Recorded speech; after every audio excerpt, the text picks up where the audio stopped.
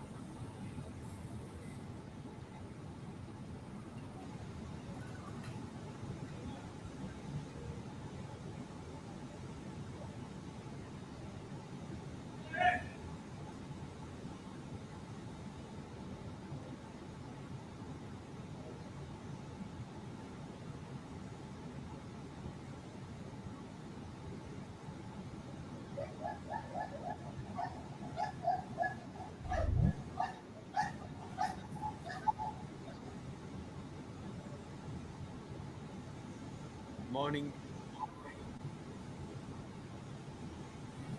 Good morning.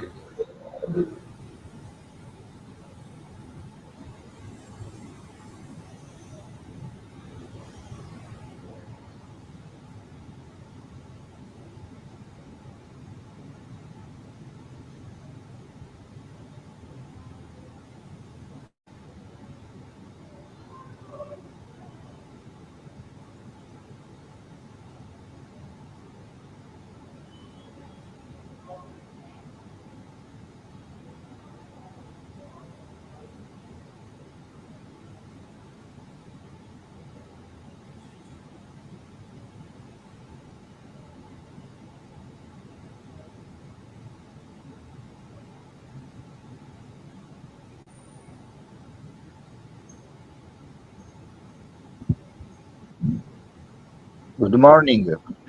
Please, can you confirm that you hear me?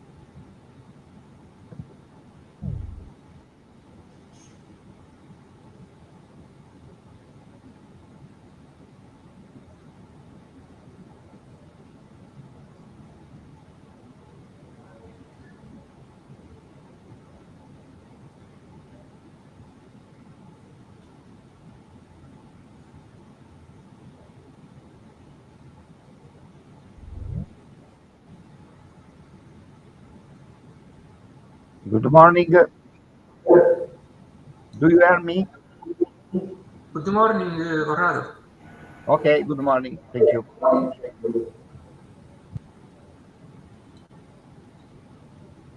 Hi, Corrado. We can, Hi, hear, Giuseppe. can hear you.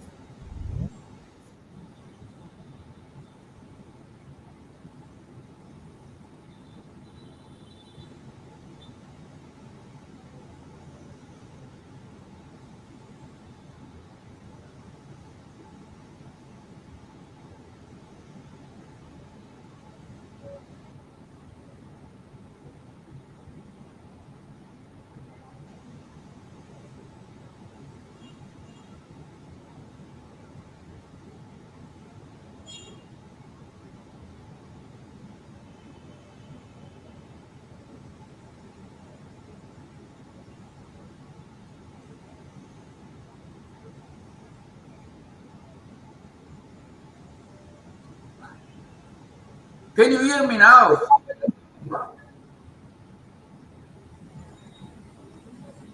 Is there Yes, you? Massimo. Yes. Okay, fine. Yes, okay.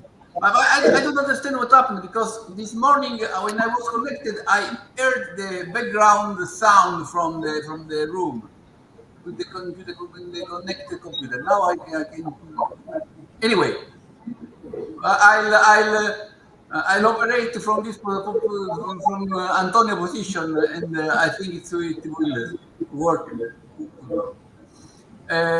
So I saw that Fontos is here, Rindon is here, Bulmeni is here, Antonio Russo is here from since this morning, and Esfatius Boras is here. No, I don't see. So anyway, we can start this section. Welcome to this section. We are a bit late, so as I wrote down this morning, every one of you have a quarter of an hour to present your work, and then we have a couple of minutes for discussion in order to close in time. So first paper is by myself, Antonio Polimeni, Orlando Belcora. Is a mesoscopic approach for calculating residence indicators in emergency conditions.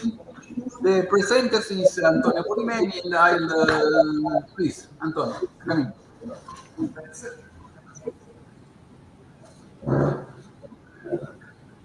Just a moment.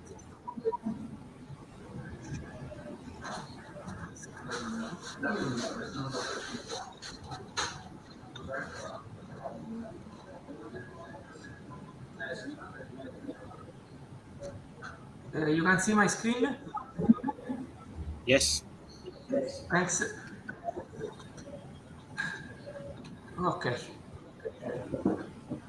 The objective of this work is to define and evaluate some resilience indicators related to a road transport network when a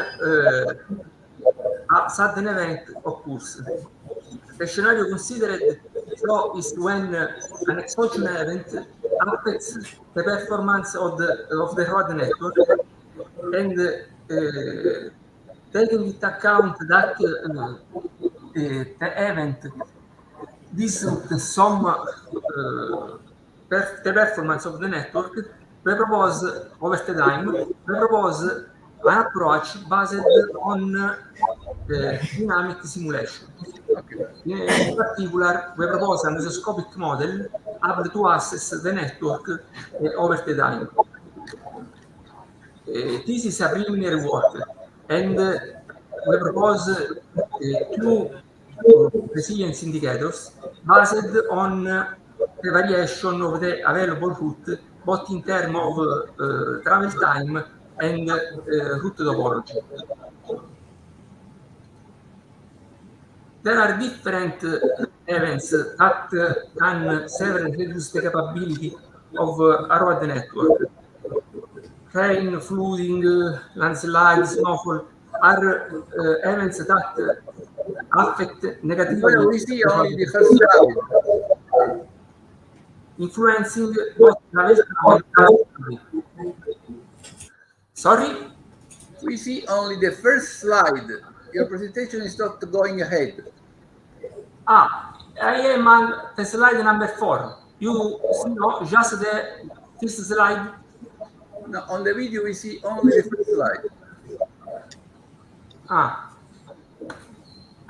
Now? Okay. Now it's number 4. Now it's number 4. Just a moment. Now it's the number 4. Yes, it's number 4. But you are not in my presentation mode. You are showing all the Just a moment. Okay.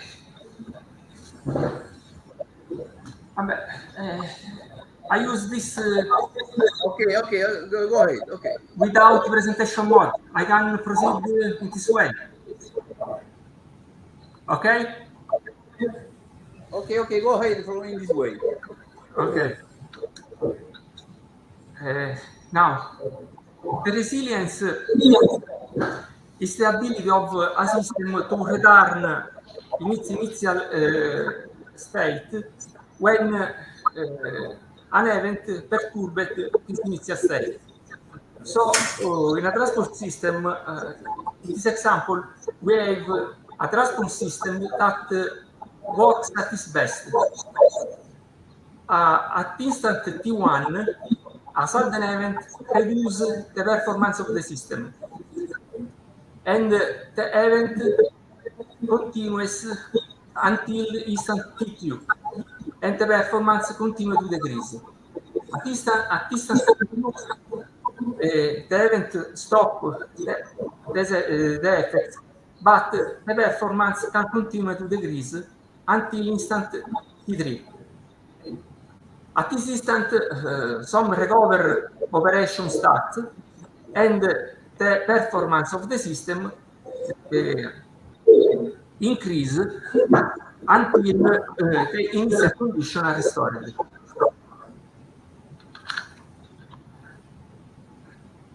The approach proposed in this work is a dynamic approach that takes as input the supply and the demand.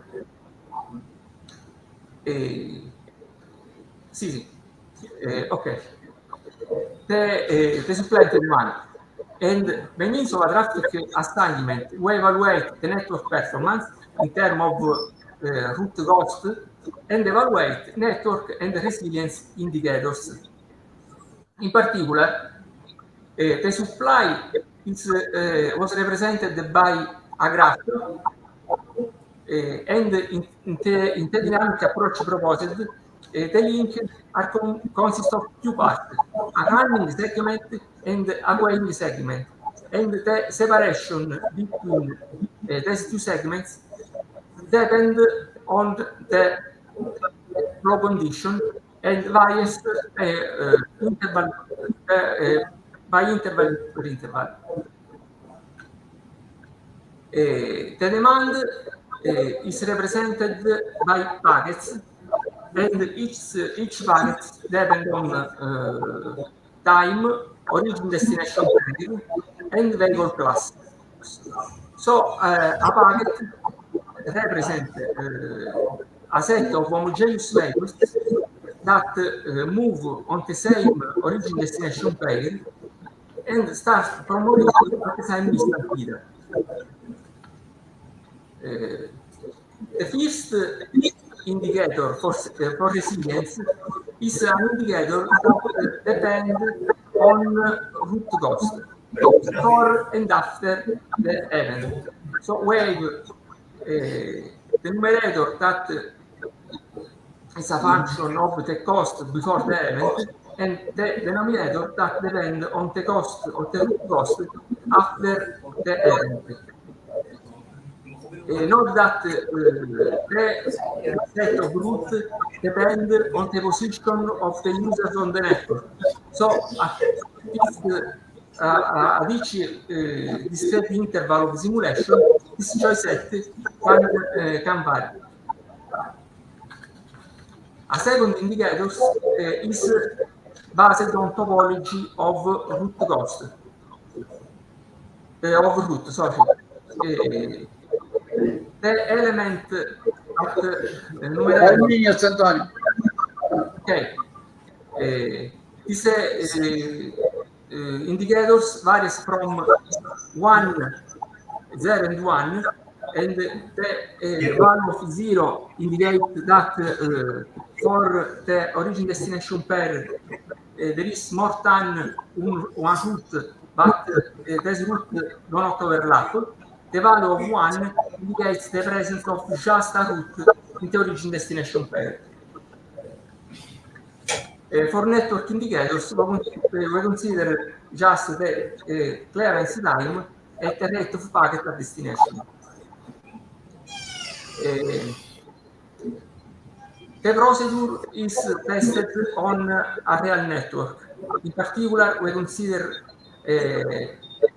a small city in southern Italy where we assumed the overflow of a little river that crosses the city, and in this assumption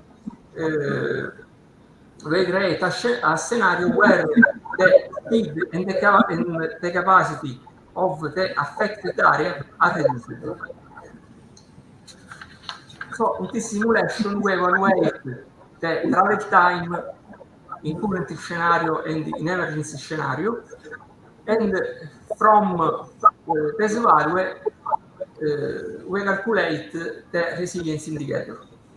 So the first indicator in this representation, the first resilience indicator vary over time, so increase or decrease in terms of root cost, while the clearance time increase of about 19% in the emergency scenario.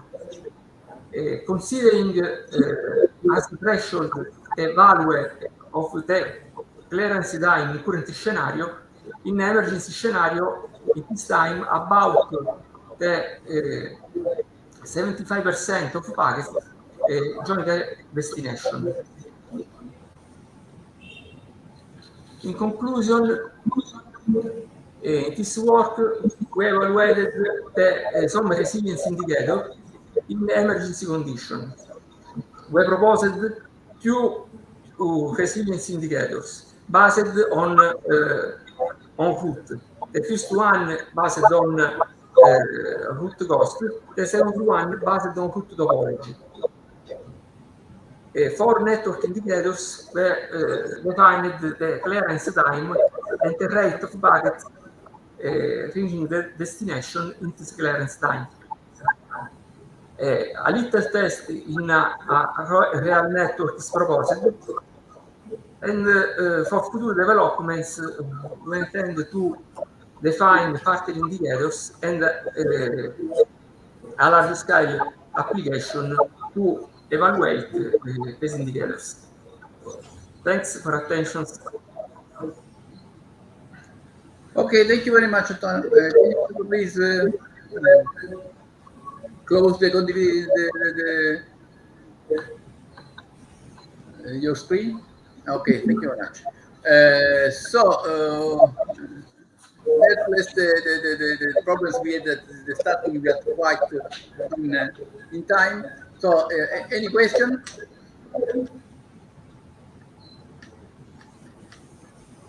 Okay, thank you, Antonio. Now, the next presentation is analysis of injury severities of accidents involving low-emission vehicles. The presenter will be Gregorius Fondas, that is an assistant professor at Thessaloniki University. So, Gregorius, please. Hello, good morning to everybody. Good afternoon to Vietnam. And yes, 1 second to share my screen, please. So, can you see my screen? Can you verify that? Yes, yes. Excellent. Thank you very much. So I'm starting for 15 minutes. So thank you very much, Massimo, for introducing. Yes, I am Greg Fundas. I will be presenting you today the updates and the findings of our work entitled Analysis of Injury Severity of Accidents Involving Low-Emission Vehicles. This is a team work, of course, consisting of Ersaya Cretidu, Andromache Ioannidou, myself, and my colleague, Socrates Bastos. So, as you know, and this actually from the title, this work focuses on road safety. And I would like to start first with a few updates about the global status at the moment on road safety. As we know, millions of people actually every year lose their lives on the road network because of the traffic accidents. In fact, the traffic accidents cause human losses and productivity losses. The human losses especially are significantly it causes a significant burden to our society, considering also that the most vulnerable groups of these accidents are the children, the teenagers, and the young adults, actually. Even though over the last few decades there has been significant improvements in road safety, especially in developed countries, the situation is still challenging in low and middle-income countries, where more than 90% of the traffic fatalities are reported there. Apart from the human losses, of course, we have also the productivity losses, which are of minor importance compared to the human. However, they also introduce a significant burden on the financial status of the countries and in particular on the gross domestic product. This study actually focuses on an aspect of road safety, which is a bit different from the conventional road safety analysis, and actually it focuses on low-emission vehicles, and particularly electric and hybrid vehicles, which, of course, as we all know by this stage, low-emission vehicles is one of our, let's say, approaches, strategies to combat climate change and reduce the carbon emissions from the transport sector. Of course, as you already know, the uptake of low-emission vehicles has been increased significantly over the last 2 decades, especially in the UK, where this is a case study of our work. There is a quite ambitious target about the penetration of the low-emission vehicles in the future. So by 2030, the government believes that 80% of the new cars and 70% of the new vans that will be sold in the UK actually will be low-emission. That means that probably the penetration of this new type of vehicles in the traffic fleet will also make some changes, will also bring forth some, let's say, shifts in the state of injuries of road safety, also in the electric and hybrid vehicles. So far, the statistics show that the accident rates of electric hybrid vehicles are quite low. However, this may be an outcome of the low, let's say, exposure to this vehicle, in other words, or the low adoption rates of electric and hybrid vehicles. In that sense, there may be changes in the determinants of injury severities of accidents that involve the electric and hybrid vehicles. This is something that has not been investigated in the past. So the key goal of this study is a holistic evaluation of the factors determining the, let's say, the quite multifaceted and quite complex aspects of injury severity that of accidents that involve electric and hybrid vehicles. So far, after a literature review have done, we've seen that the key factors that affect, that have been studying to, that have been identified to affect the safety of accident and the injury severity of factors involving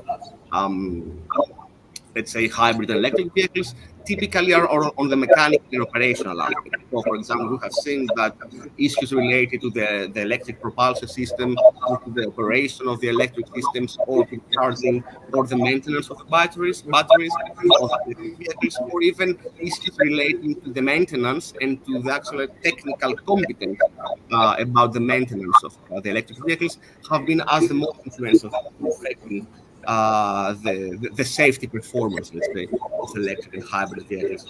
However, we have seen that there are some notable gaps relating to the behavioral patterns, actually, of the users of these low emission vehicles, as well as their socio-demographic characteristics and traits. And also, there has not been significant evidence so far as to the interrelationship between the safety performance of the low emission vehicles and the road design characteristics.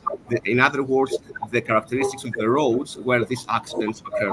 And these two aspects, in other words, the behavioral patterns and the design characteristics, are the key pillars of that research. In order to provide some more evidence about this interrelationship that I just mentioned, we use data from the Stats 19 database, which is a public official data set of accidents in the UK, of collisions, in other words. For our analysis, we use the area of Scotland, which is one of the devolved nations of the UK, and in fact exhibits the most challenging conditions as to the road infrastructure in the entire UK. We use data from a 9-year period spanning from 2010 up to 2018. And given that in that period, generally the penetration of the low emission vehicles was relatively lower compared to what it is at the moment, we identified approximately 2016 accident observations involving low emission vehicles, where the vast majority of them actually involved hybrid vehicles, and a minority of accidents involved fully electric vehicles. As to the distribution of the accident injury severity, the vast majority included accidents which turned out to be slight. In other words, there were only slight injuries observed in the accidents. 20% of the accidents had serious injury, and only a very low minority had a fatal injury. Which is this percentage, this distribution of accident injury severity is in line with the distribution of accident injury severity for the entire data set, including also all types of vehicles. To identify the factors actually that play a role, we made 3 steps of analysis, 3 stages of analysis: descriptive statistics, inferential statistics, and in order to have a more comprehensive overview of the factors, we also estimated an order probit model. I will start analyzing and providing the results, starting with the descriptive statistics, where we try to analyze them by different conceptual factors, starting with demographic characteristics, but also we put due consideration to road-related characteristics, vehicle-related characteristics, and also characteristics associated with the accident itself. As you can see in the graph here, the majority of participants were males, whereas the minority were females. With regard to the road types, actually the vast majority, more than 75% of the accidents occurred on single carriageways, which are actually roads that they have one lane per direction, whereas the second most frequent road type was the dual carriageway, which are actually highways, including multiple lanes per direction. As to the road type and the injury severities, you will be seeing that most fatal accidents occurred in dual carriageways and single carriageways, whereas a significant proportion of serious injuries observed on slip roads, which are the connection point between it's actually the entrance or the exit ramps of the highways. compared to the particular location of the accident, we saw that more than 40% of the accidents did not occur close to intersections, close to junction. The second most frequent situation was where the vehicles were approaching or waiting to enter the junction, whereas there was also a considerable proportion of accidents where occurred on roundabouts.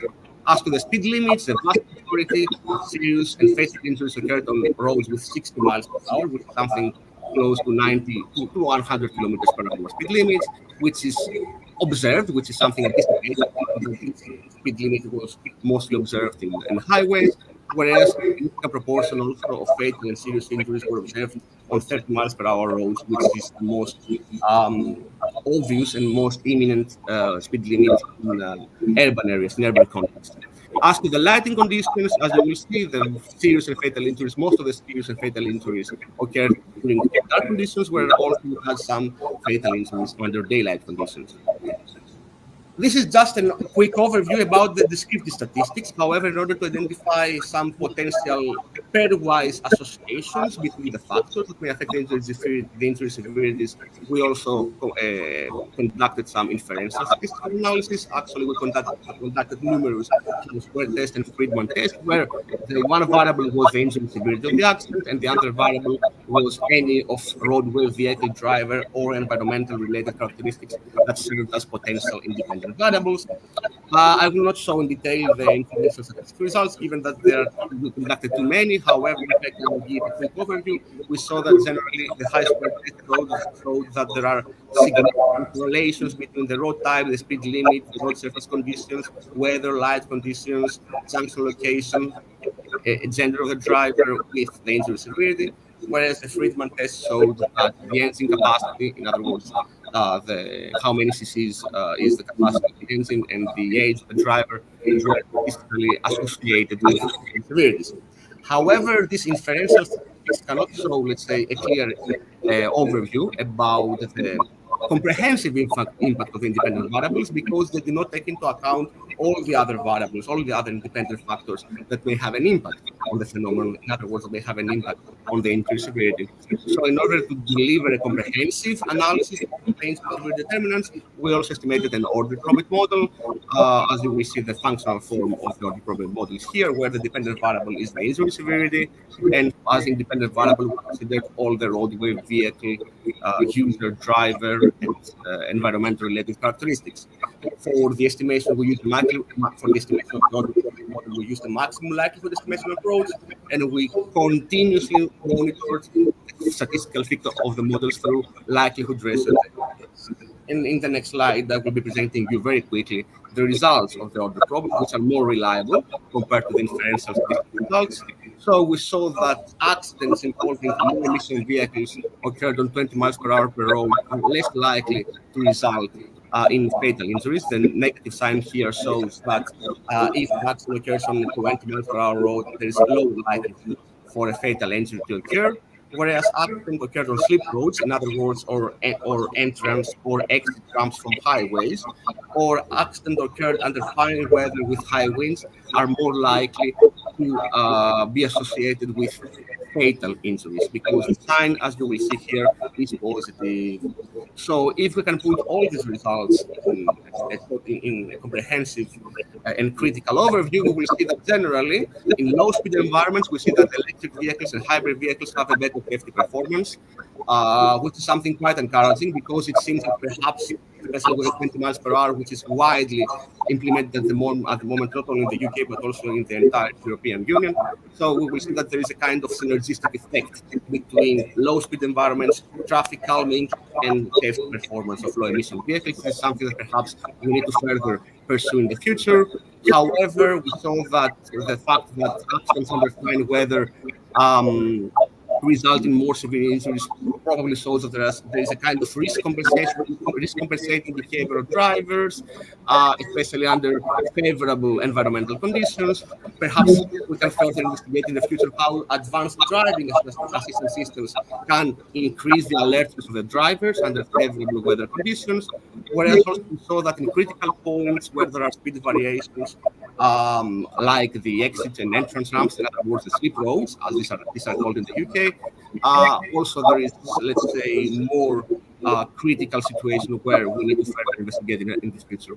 Something we did not identify in the data is, especially through the order probit model, was a clear impact of the socio-demographic characteristics of all vehicle-related factors on injury severity. That is something that needs to be further investigated in the future, and this is probably a matter of the, let's say, limited sample size that we had in terms of the accident observations, which is good news, of course. It's always good news to have a small sample size of severe injuries.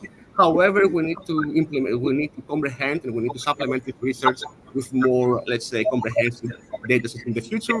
Also take into account the driving attitudes and the behavioral patterns of users of electric and hybrid vehicles to address all the risk compensating issues that we just mentioned.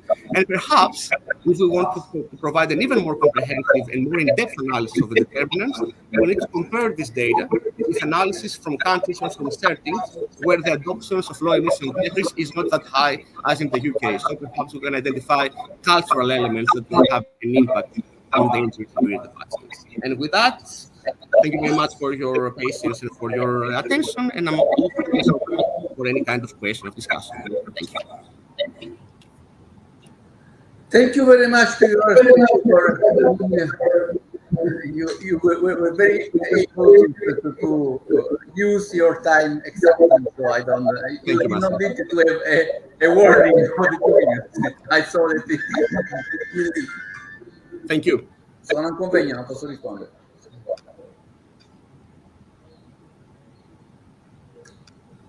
So next paper is on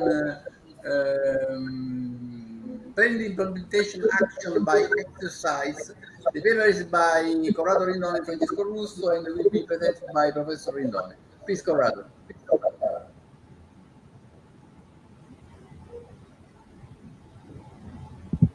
Yes, good morning.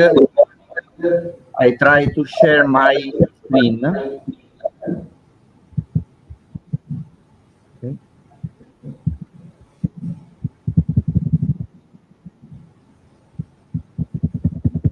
But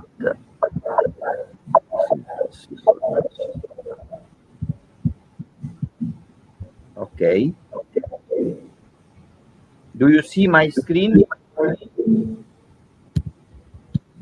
Yes, Corrado. Okay. The presentation go on.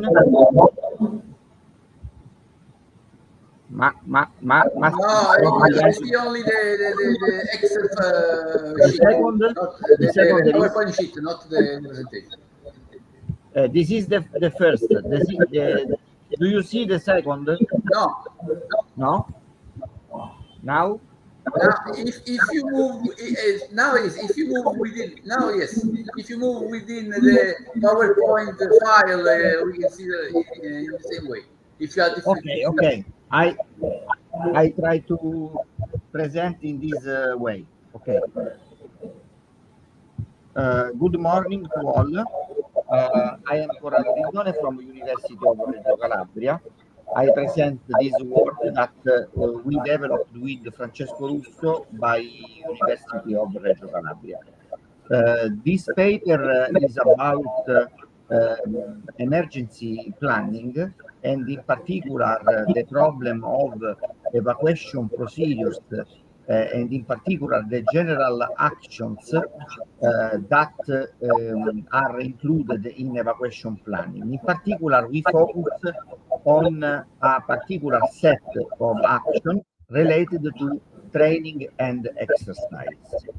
The research context is related to the great relevance of natural and man-made disasters that produce at the global level economic and financial loss.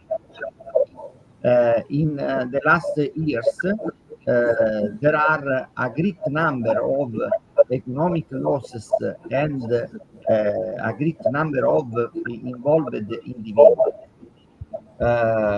If we consider the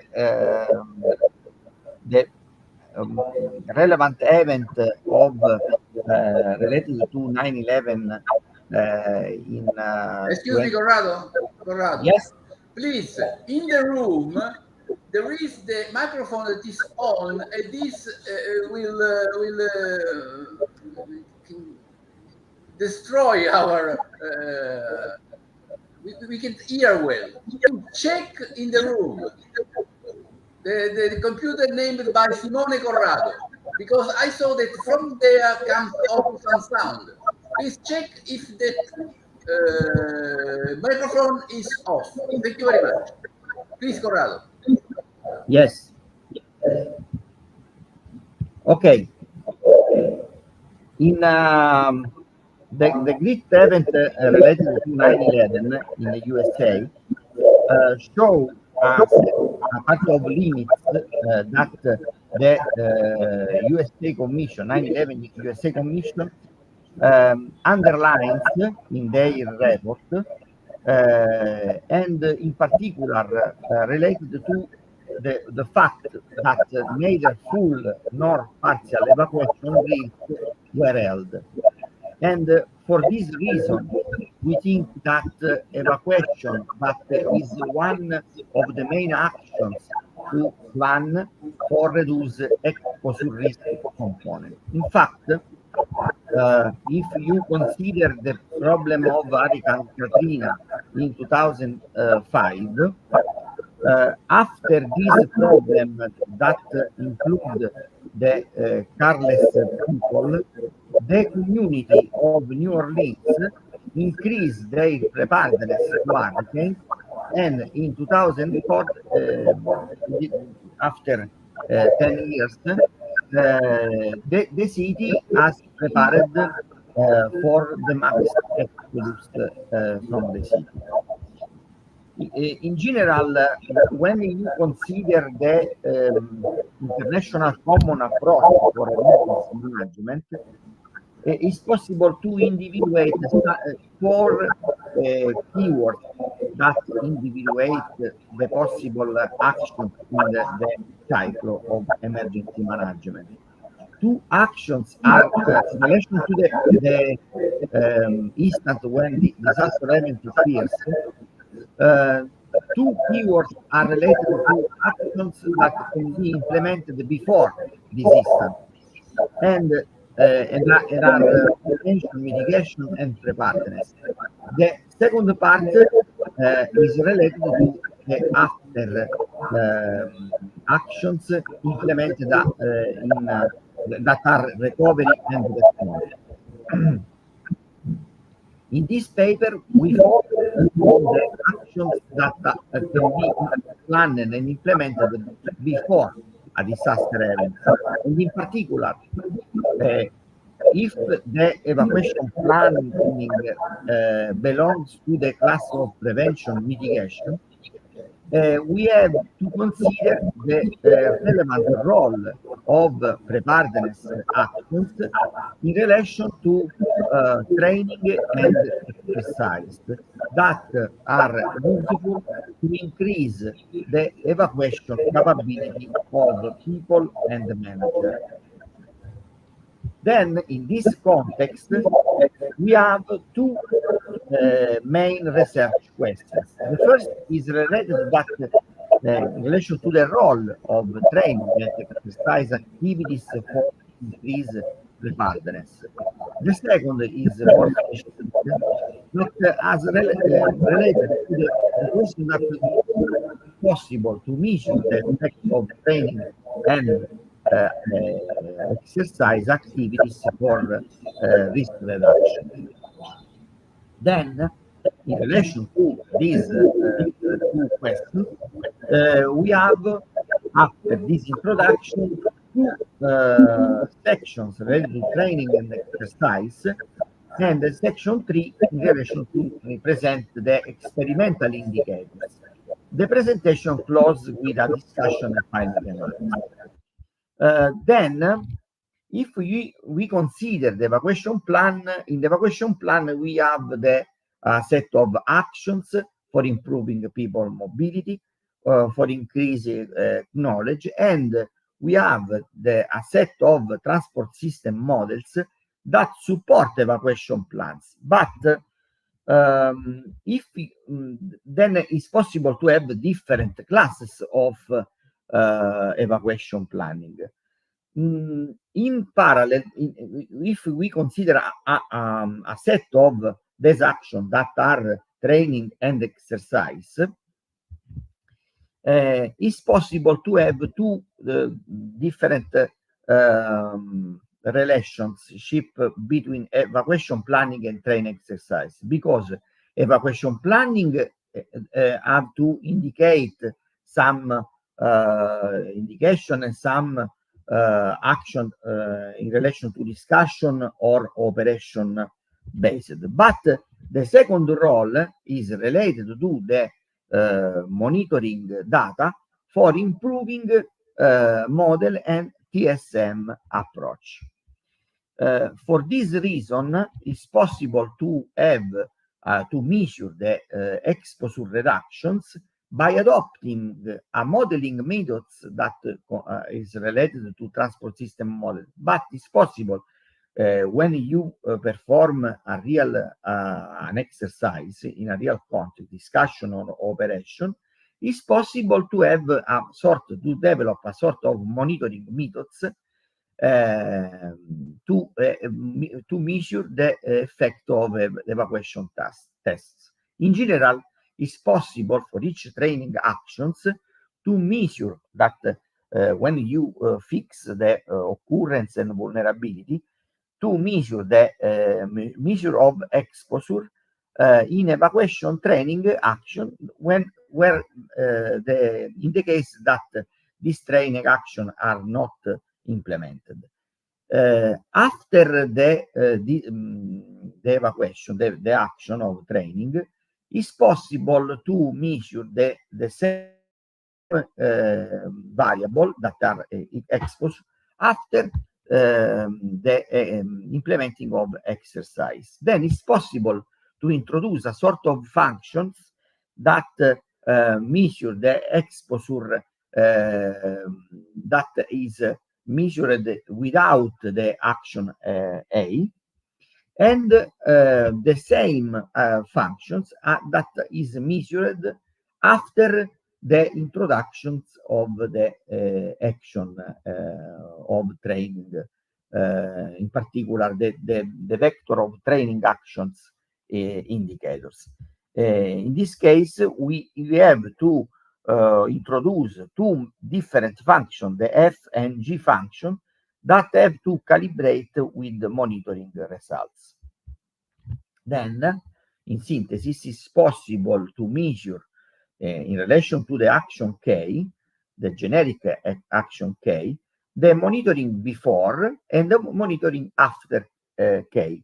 And in this case, it's possible in a time interval of the planning to measure the reduction of exposure that is this variable that is delta E. In general, if you extend the problem to all possible training and exercise measure, it's possible to have a total decrease of each indicator related to the implementation of a set of action in the scenario S. We try to introduce in this presentation some experimental indicators, starting from the most advanced model of preparedness, that is the preparedness toolkit in USA, introduced with the Homeland Security Exercise and Evaluation Program. In this case, it's possible to have a specific set of discussion-based actions that increase the capability and increase the complexity. Then in the set of discussion-based, we have seminar, workshop, tabletop, or game. And in relation to operation-based, we have drill, functional exercise, and full-scale exercise.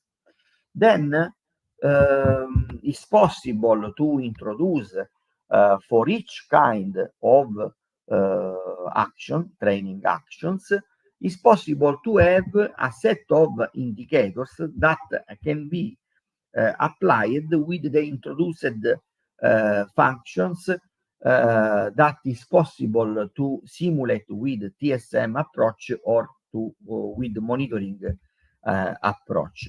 Then the seminar is the samples, and it's possible in this conference we have a focus of these actions, and it's possible to extend this approach for the workshop or for the tabletop exercise with specific indicators, for instance, the time needed to exchange information or to have to produce the evacuation. The most advanced level of exercises is the games that introduce the virtual reality, for instance, in the case. In operation, the simple case is the drills that include an evacuation management and evacuated people, and we measure the time needed to conclude the planned emergency operation. In the same time, it's possible to have a more complex that has a functional exercise or to a full-scale exercise. Then, for closing this presentation, we try to underline the role of planning and implementation to increase preparedness and reduce disaster consequences. It's possible to have a different approach to risk management. In particular, we think that the before approach of disaster is very relevant in order to reduce the distance between evacuation planning and implementation. A possible tools are training and exercise action that contribute on disaster reduction. It is necessary to produce more insight about the effect of evacuation planning, and we propose a review of exercise action and propose a set of indicators. Then we have a set of limits in this research in relation to availability of data information or to in relation to the possible TSM approach for evacuation planning. In the future, we think that it is useful to combine ICT and TSM for measure real experimentation of discussion and operation-based exercise, and in order to specify further indicators. Thank you for your attention. Thanks to you, Corrado. Thank you for your interesting presentation. Is there any question about the presentation of Professor Rindone? Just one from me. Do you think to do some new drills in order to have some data to check? Yes, we are. This presentation is inside a national research project, and in particular, after a great project in the Sicuro project that you remember, but the Sicuro project focus on the operation based. The problem that we are develop in this project is related to the discussion based, because we think that the discussion based are low cost exercise, but are very complex to measure the potential behavior of people in a no stress context. Okay. Thank you for your question. Okay, thank you for your answer. So now it's time of another paper, the study of the 5 minutes walking accessibility for pickup points in Thessaloniki, enhancing logistics last mile sustainability. The presenter is Antonio Russo, that is PhD, no, postdoc, sorry. Postdoc follower at the University of Enna. And Antonio, please. Thank you, Professor Di Gangi, for the presentation. Now I will share my screen.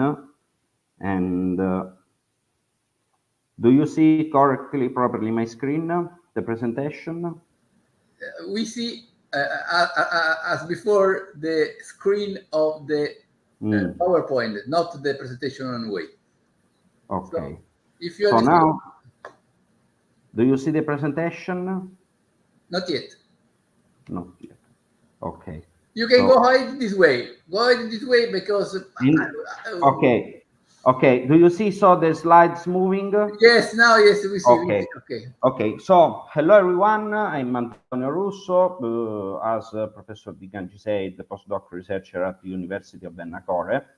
And our presentation is about a work that we have performed along with Professor Socrates Basbas and Evstatios Bouras from University of Thessaloniki, Aristotle University of Thessaloniki, and Professor Giovanni Tesorienti Campisi from University of Enna.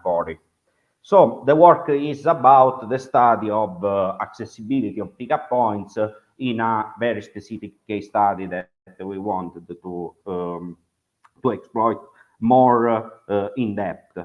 So the topic is about the growth of e-commerce that was experienced in last 10 years and was farther accelerated by the COVID-19 pandemic, both in terms of sales and of shares of users.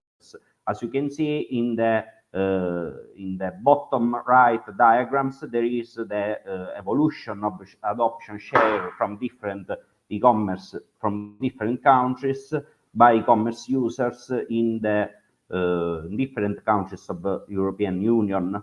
As you can see, the trends are similar for the 5 countries considered, but there are strong differences between Northern European countries in which values reach the 80 or 90% of users, while in southern countries like Italy and Greece, values are much lower. The context is obviously only to better contextualize in international sustainable development goals. The context is that of the United Nations SDGs and specifically climate action goals 13. More specifically, target 13.2 integrate climate change measures into national policies, strategies, and plannings. The idea is that measures that want to reduce traffic flow and to study how to somehow pedestrianize last mile logistics may be accepted as tools to reduce carbon dioxide emissions. This is because e-commerce comes with an heavy modification in last mile logistics, specifically when we talk about business to consumer last mile deliveries. Because of business to consumer last mile deliveries, we have seen a modification of last mile urban logistics. Starting from a situation in which a basic three-level supply chains with the distributors, retailers, and end consumers were linked by the 2 links in blue and in red, both respectively the restocking flow and the consumption flow, we have now another links, the green links, the B2C e-commerce flow that links directly distributors and end consumers with a certain series of consequences in terms of logistics, for example, and generally fragmentation of deliveries caused by unattended deliveries or returns, but also an increasing in terms of traffic flow in commercial area with several externalities coming from it. In this case, several tools are considered to try to harmonize this process. And for example, pickup points are one of that. So points that have the function to decouple last mile, B2C last mile, concentrating, as you can see in the figure on the right, concentrate all deliveries in a specific point in a delivery zone. So from a situation in which a commercial vehicle trip has to do an entire tour in a delivery zone, we can go to a situation in which a commercial vehicle trip may reduce his tour in a zone, but only combined with the specific user movement that obviously has to be performed by feet to obtain a serious gain in terms of emissions. In this case, we want to understand what happens in a specific case study in terms of accessibility, in a specific case study in Southern Europe. And the study is about the characterization of location of pickup points, of study of accessibility of this pickup point, considering the pedestrian network of the city considered, with the aim to understand what's going on in even in reality, in which, as we can see, we have seen in the first slide, in reality in which the share of adoption is share of e-commerce adoption is less developed than in other ones. The case study considered is the metropolitan, the one specific part of the metropolitan area of Thessaloniki. Thessaloniki is the second city of Greece by population, is the capital city of Central Macedonia, of the Central Macedonian region, and it is somehow called the gate of Balkans for these positions in the northern of the Aegean Sea. Globally, the population of the metropolitan area of Thessaloniki is more than 1 million people. And for the area considered, the area marked as one, the municipality of Thessaloniki, properly said, reported in this slide, is of more or less 300,000 people. And it is the area that we want to study because it is the more densely populated, is the historical and cultural center of the city, and is the area in which the University of Thessaloniki is placed. It's one of the greatest university in Balkans, and let's consider also that it has a particular, very specific shape that somehow resembles a butterfly. We wanted to study specifically the body of this butterfly, while the wings are the suburbs on the southwest and northeast side of the city. The methodology consists in 6 steps. The definition of study area and the characterization of study area in terms of census zone, global and local population, and surface of each census zone. The data acquisition about the pickup points considered and the road network, pedestrian road network considered, evaluation of local pi-minute isochrony and the global pi-minute, the global one isochrony, and finally the total share of population. In terms of relationship, I'm skipping this part because of time constraints, but the idea is that we wanted to understand for each census area what happens in terms of distribution of population. Let's consider that the dataset used is the more specific actually available given by the Elstat, the Hellenic socio-demographic entity for census data. So this is the consideration about the results. We studied the first e-commerce operator in Greece, Scroots.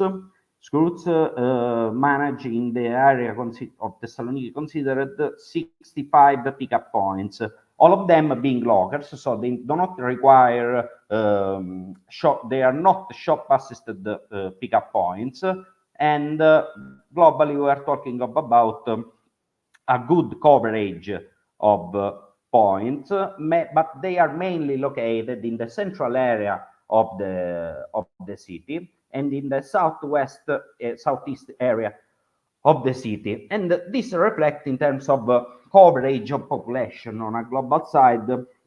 Studying the 5-minute walking isochrony, we have a greater coverage in the 2 areas previously highlighted, while a worst somehow coverage in the northwest part is related mainly at the territorial, is related to the territorial destination of the area, because it is the area that hosts the port of Thessaloniki, so with less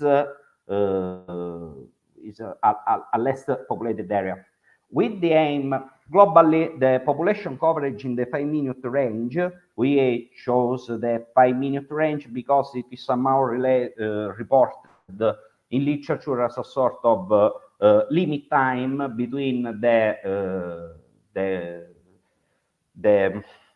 between the use of car and the use of it to reach a pickup point. So it is somehow a sort of sustainability limit, we can say it, even if it is very strict. But if we consider that there is a good pedestrianization of the area, we can use it as a good indicator, as a good limit value.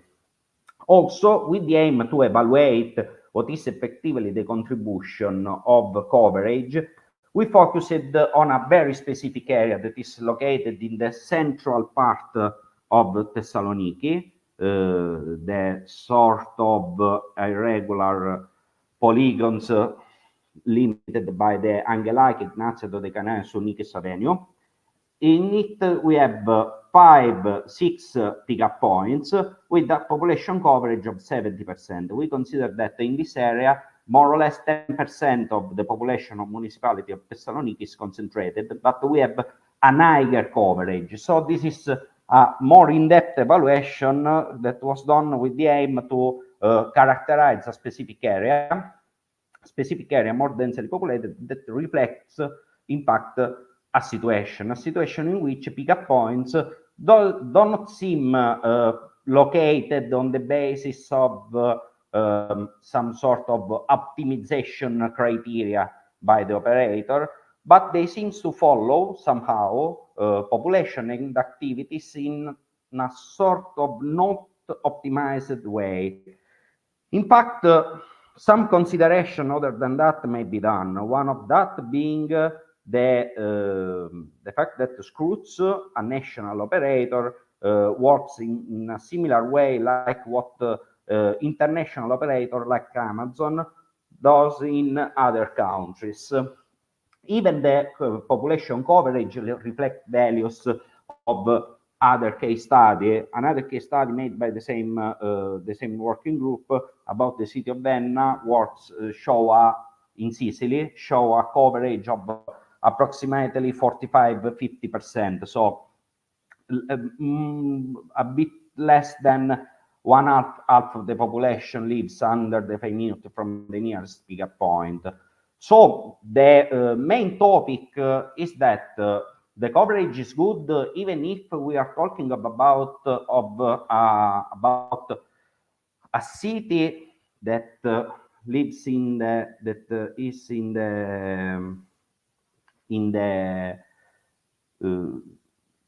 a country with less participation less enthusiasm, we can say, in e-commerce. But even if the coverage is good, problems that arise are similar to the ones coming from other countries, other case studies. So, for example, the fact that points are mainly concentrated in a specific area, more densely populated, and this results in several overlapping between different isochronies, and also with another aspect that different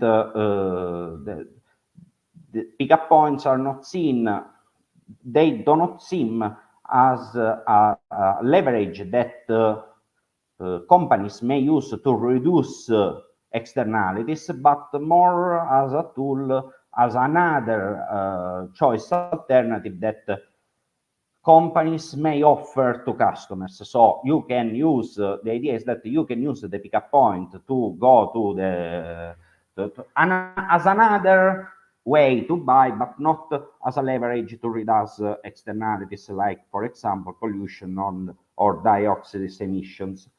This work has several limitations. This is a basic case study that it is integrated in a collection of different case studies from different countries with the aim to compare different situation. It consider also only one demand parameter, the most aggregated one, the total population residing, but this the same working group is the same research group is working on several works about the characterization of typical customers of e-commerce and pickup point system in the countries considered. So the study may also be extended to other areas of the municipality of Thessaloniki and obviously of other areas of Greece. So thank you for the attention. Thank you very much, Antonio. And okay, thank you. And are there any questions? Is there any question? I have a question for you.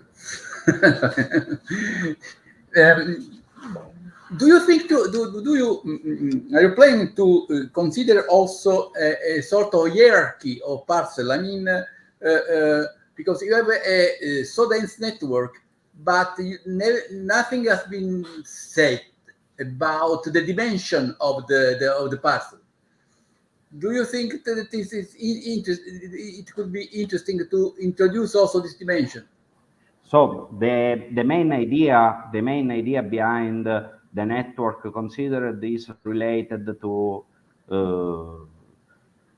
the main idea behind the network considered is that we studied it considering only the points with fall under the effectively pedestrianized area, so excluding all the streets that are not walkable, so reducing the dimension of the problem only to the effectively pedestrianized area.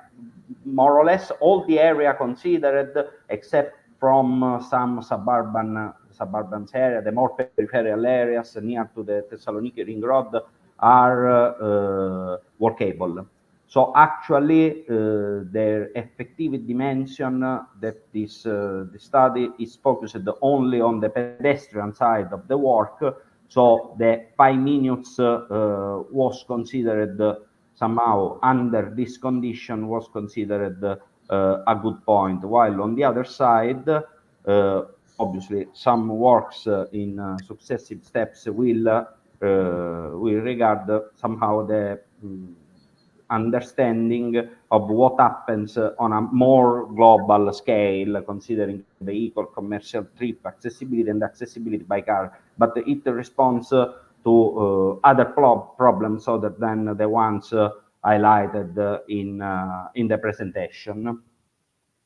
Yes, my idea was to introduce in demand analysis also another attribute that was the dimension of the parcel or the weight, because you have to walk. Since they are in a walking area, you are limited to this way.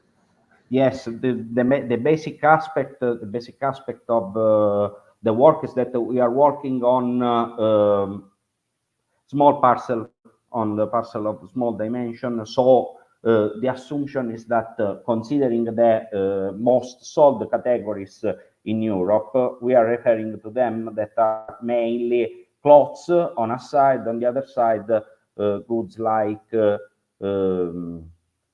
pharmaceutical store or e-grocery related store, but they are not so specifically related to this kind of pickup points, the e-grocery ones, while the clothing and the pharmaceutical product are.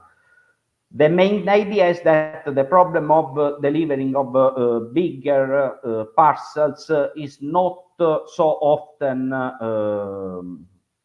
somehow solvable by pickup points and lockers. In the same way, we can solve the problem of delivering of the most number of goods considered.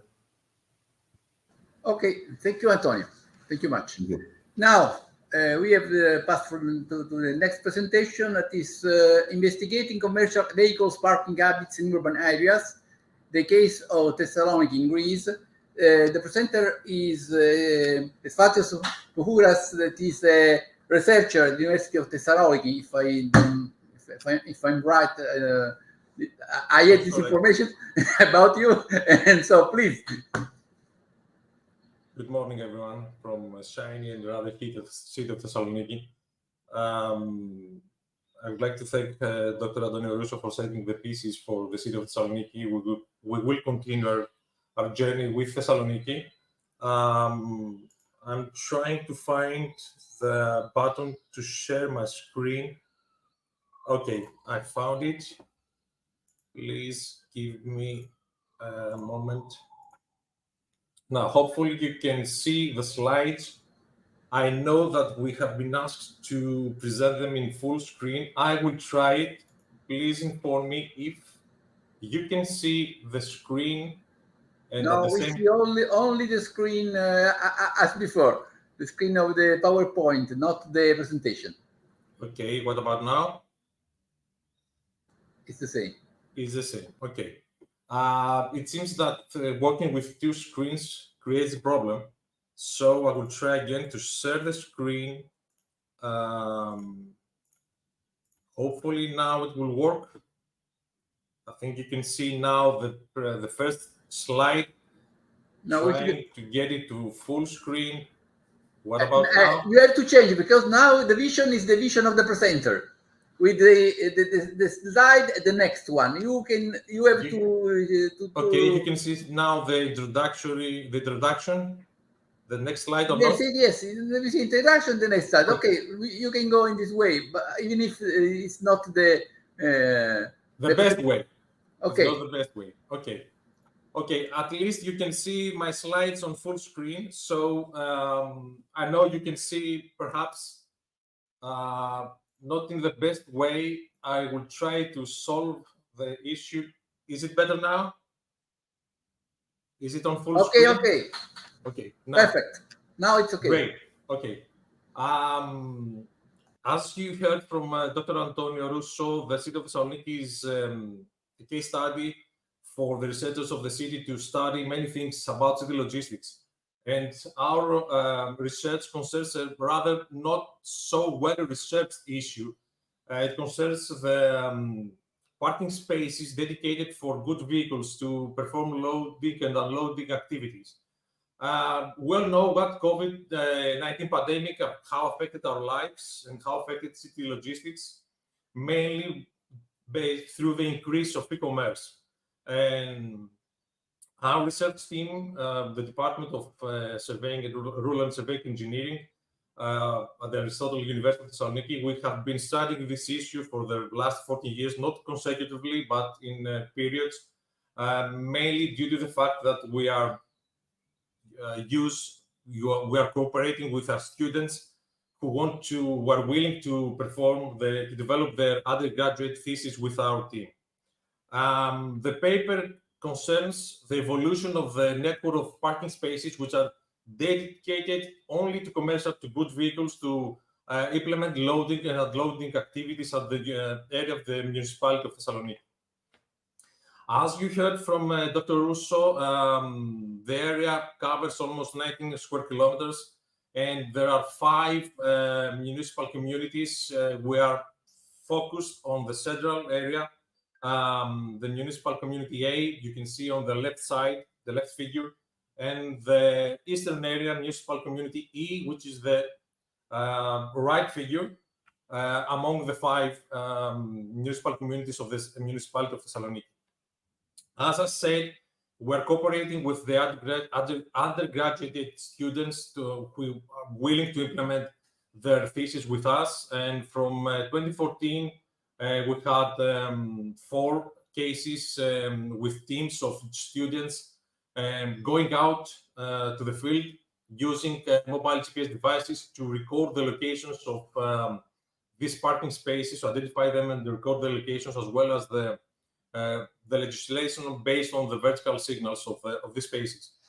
The students walk the entire road network of these areas to collect this data, and the students as well were advised to take pictures, photos of the parking spaces and collect other data as well to develop a database. Now, based on the collected information, the students were again outside to the field, and then they were recording the hourly occupancy of these parking spaces. That means that each student was next to a parking space for an hour, recording the number of good vehicles parking in this space, parking space, to implement loading and unloading activities. That means that each student has had 1 hour to collect data for one parking space and only.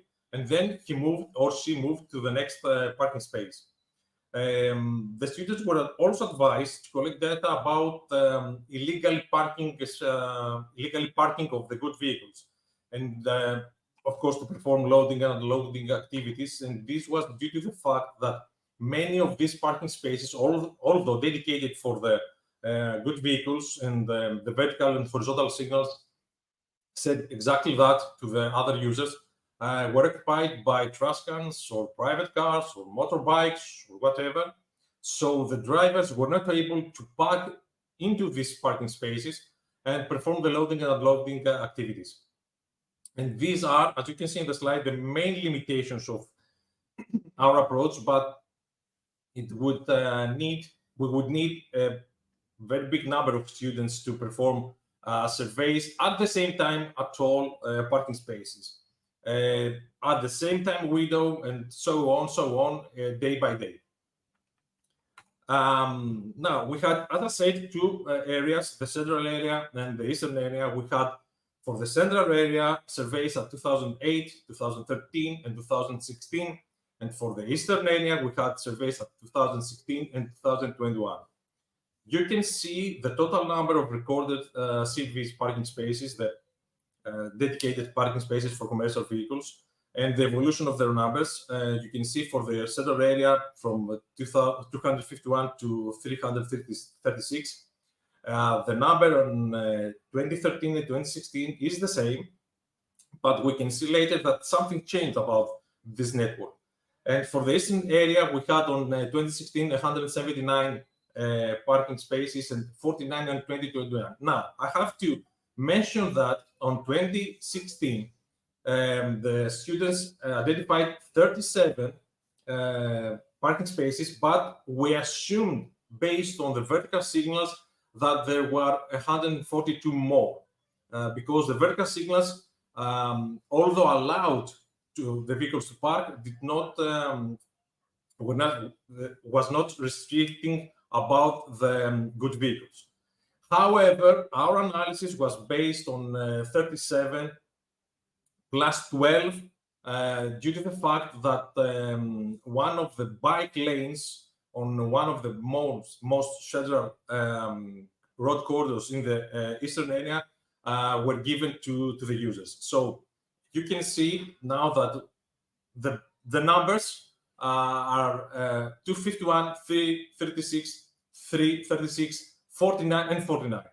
And you can see on the right figure the number of surveyed CVs, parking spaces. From the 251, the students surveyed 123. From the 356, 40 on 2013, 20 on 2016, and etc. etc.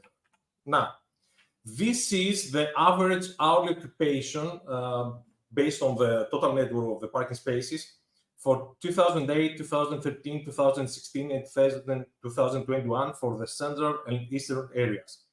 The hourly occupation is decreasing significantly, and that the numbers you see means that this is the number of the vehicles parking per space, per parking space per hour.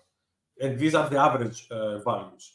At the best, we had 3 to 4 vehicles parking at specific parking spaces during an hour, and the majority of the parking spaces were unoccupied by good vehicles. And this is why these values are so low.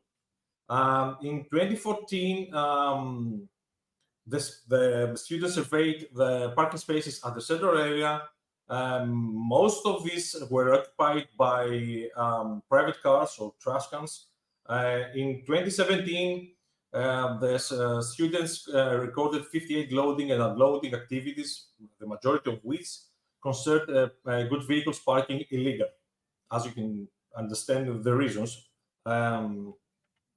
Then in 2017, the students recorded 98 loading and unloading activities. Again, the majority concerned good vehicles parking illegally due to the fact that parking spaces were occupied by other types of cars, of vehicles or trash cans.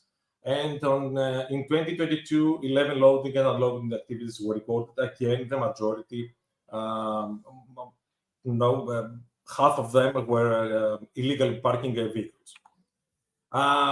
You can see here on JS map, this is for the central area, the evolution of the locations of these parking spaces. The green bullet concerns 2008, yellow bullet 2013, red 2016. When you see a bullet with two colors, that means that the students recorded, identified that position in 2008 and 2013. For example, if you can see a bullet with green and yellow colors. If you can see a bullet with a location with the three colors, that means that they were identified and recorded that position in 2008, 13, and 16. This again is a GIS map for the eastern area for the years 2016 and 2021, the same again with the colors. Here you can see parking spaces in 2016 and 2021. And here with green bullet, the green color, you can see only parking spaces only identified and recorded in 2016. This is a heat map about the first one in the left is about the central area in 2016, and the other two is the eastern area about for the years 2016, this one the central, and 2021 for the right. And these are the hourly occupancies presented as heat. And you can see again for the eastern area that we had in 2016 areas with loading with significant, respectively, with the values that we calculated hourly occupancy. And then in 2021, we had this heat areas were gone. On the contrary, we had on 2021 two areas identified that we did not have them on 2016, meaning that the loading and unloading activities, the needs for parking spaces, the habits of the drivers change throughout the timeline. What we found overall is that the hourly occupancy is very low at the municipality of Thessaloniki, decreasing year by year. And hopefully we can repeat the surveys in 2025 if we found students willing to cooperate with us. And that occurs on for the central as well as the eastern area. Of course, the network, the locations of the parking spaces change through time, and that's something that we should expect based on the demand, based on how the market of the city of Thessaloniki develops, evolves, but yet the hourly occupancy is very low. It's extremely low. As I said, there are limitations on our research, mainly due to the fact that we cannot have the necessary number of students having them outside on the field to survey the parking spaces at the same time we do on the same day, do that for several days. We think that the city logistics sector or the urban road freight transport system in the municipality of Thessaloniki underperforms. We need to approach the network of the parking spaces. Sorry for that. Again, through a holistic approach, we need to monitor these parking spaces and how they perform and how, if they are occupied by other types of vehicles or by trash cans, if they are free to be used by the drivers of commercial vehicles, and we need to establish a methodology or the technology to monitor them in real time and have them have the local authorities be aware of the level of usage. A possible solution for that would be the installation and operation of perma consolidation centers or micro consolidation centers. We know the benefits from that approach, mainly due to the fact that we have other type of vehicles implementing the last mile delivery. And as I said, a holistic approach is required and not fragmented, because in the last 15 years, the local authorities changed the strategy about the city logistics in the city, and how the loading and unloading activities can be implemented. Now it's the third time. So we have to be solid. We have to have a strategy that will be in place for many years and not just for 3, 4, or 5 years. If so, because the first 10 years, although we had the strategy of night deliveries, it was not implemented in reality. Thank you very much for your attention. Hopefully, I stayed on time. Thank you very much to you. Okay, now this was the last presentation. Is there any question? Just one, but probably you said it, but I was not. I did not heard it well. There are some time limitation in assessing the area with the commercial vehicle. Yes. First of all, the previous 10 years, the local authorities decided that the best choice for the city was night deliveries, meaning that the good vehicles could load and unload close to retail shops or the final receivers at night, during night times. Now, this authority, the present authority, decided to use a mixed strategy with night deliveries and time windows during daytime. At the same, the proposal is at the time on the public consultation, but we know that there will be a limitation of 20 minutes per vehicle to park and implement loading and unloading activities, meaning that at the best we would expect 3 good vehicles per hour per parking space. However, when we started our survey, the time windows were implemented, and they were the main strategy for the city. And then on 2016, we had the change about the night deliveries. However, in reality, the night deliveries strategy was not implemented. The good vehicles were loading and unloading their goods during daytime. So we had the students outside on the surveys to perform the surveys on daytime.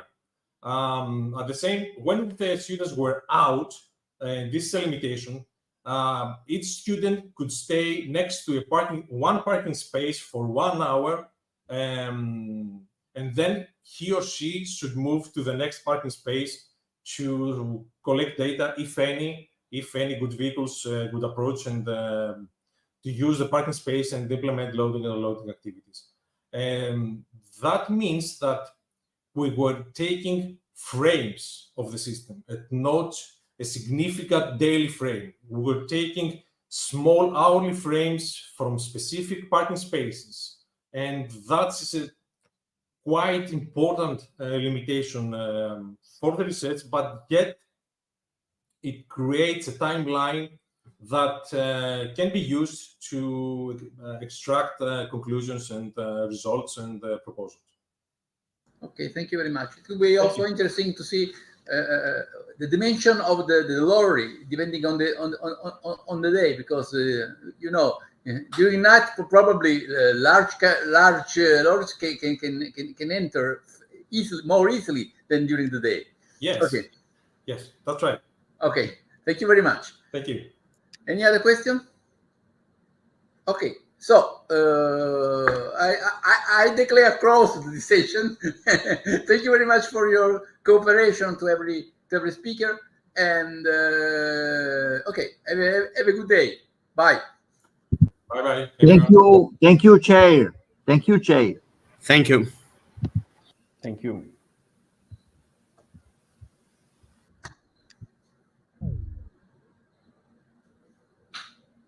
Ciao, arrivederci. Buona giornata. Ciao. Ma perché non lo dicevi in inglese, Pippo? Bye bye. Ciao, ciao, Ciao, ciao. Pippo. In greco, casomai. Esatto.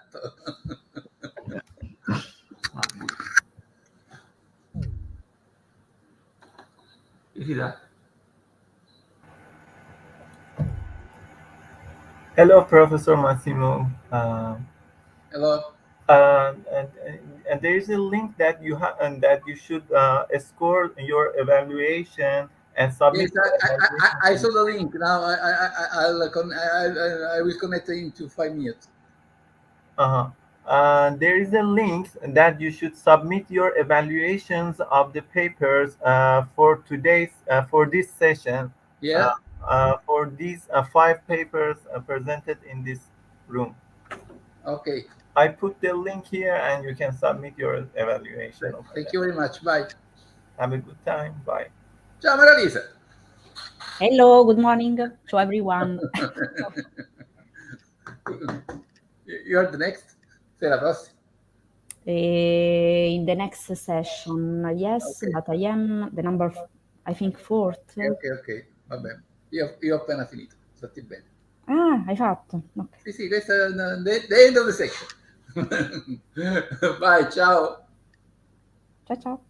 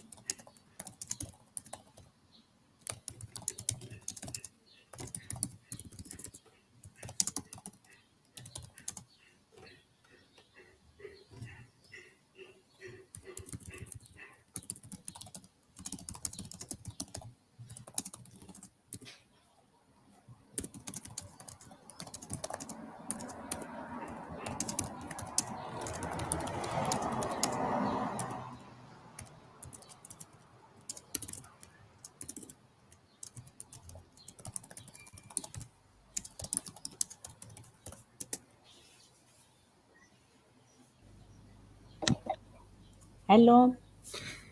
Hello. Hi. I am Maria Hi. Lisa Hi. Nigro. Okay. The And you will be the presenter? yes, the fourth one. Fourth? Okay. Yes, maybe. So, yes. Okay, that's great. Thank you very much for letting me know. You're Uh, welcome. and the title is, let me check. Um, if I find one sec. It is about milky delivery. Excellent. Willingness to subscribe. Excellent. To a meal kit delivery service. Okay. Yes, it is. Excellent. Thank you. Just for your information, the duration of the presentation will not be longer than 15 minutes, right? Okay. So we can have 5 minutes at least for 5 minutes period for Q&A, for questions, answers, and any kind of discussion.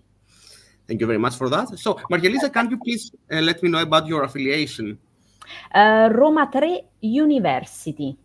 Excellent. Thank you very much. Unfortunately, I don't have this information. The conference has not provided me with this information. So it's good that you tell me now. Excellent. Thank you. Okay. Thank So, you, Maria Lisa. thank you too. See you later. Is there any other? First of all, hello everybody. For those that are already connected to the room today. So, is there anybody? Is there any presenter here from our today's session apart from Maria Lisa? Maria Lisa, thank you for that.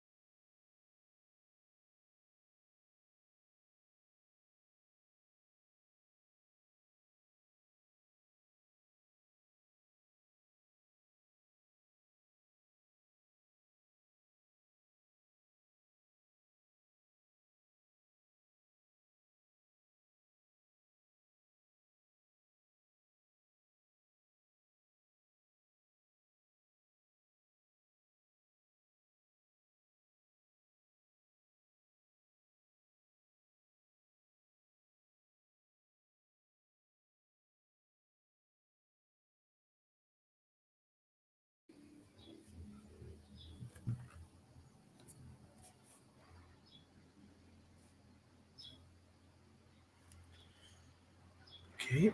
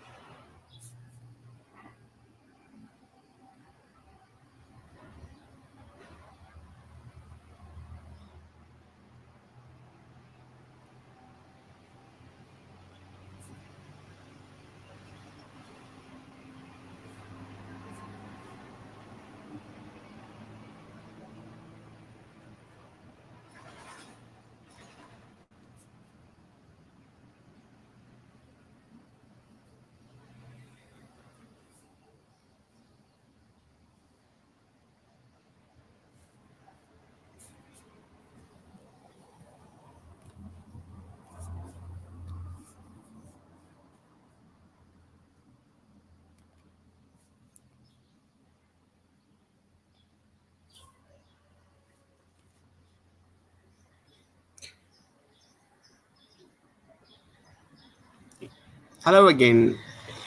Hi, Reza.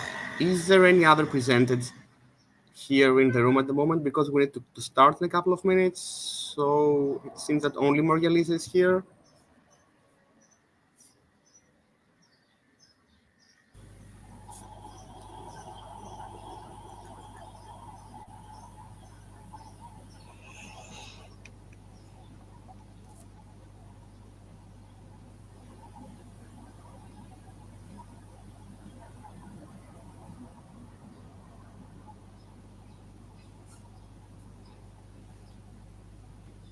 Gregorios, eventually I can start. Yeah, let's wait for 1-2 minutes, Maria Yes. Lisa. Thank you for your patience.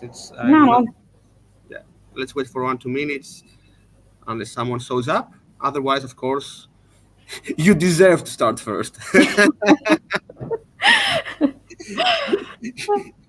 You really deserve to start first, actually.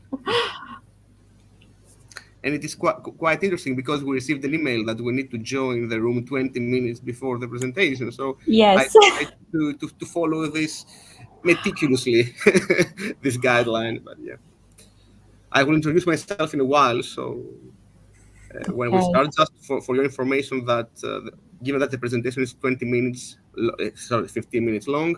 So, and I know that while you are sharing your screen, you will not be able to see the message in the chat box. So I will interrupt you 2 minutes before the end. That now I will let you know that now you have 2 minutes left, so you can wrap up and prepare the rest of your presentation wisely.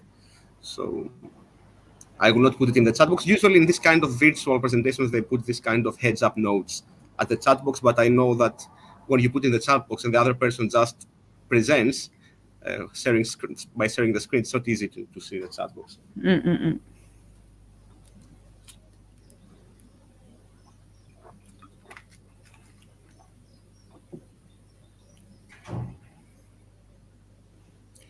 Okay, I think I don't want to start late, so I think we can start with you.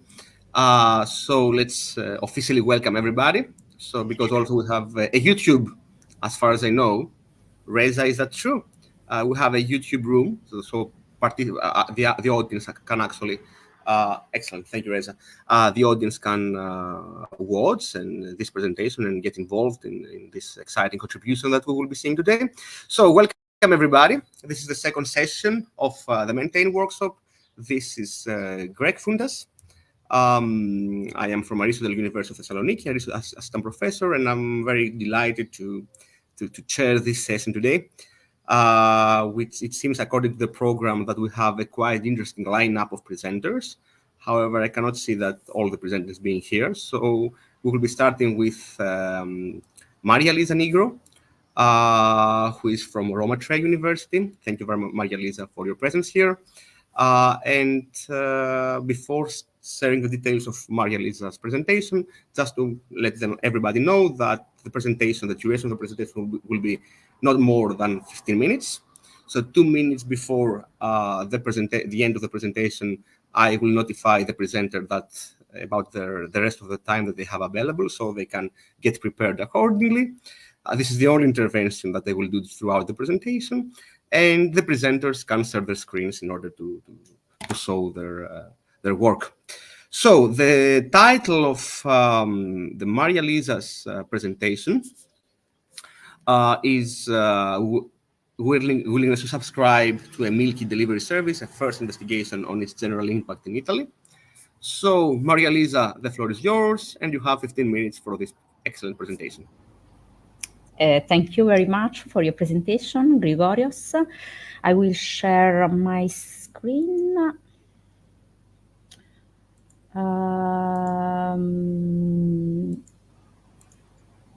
Okay.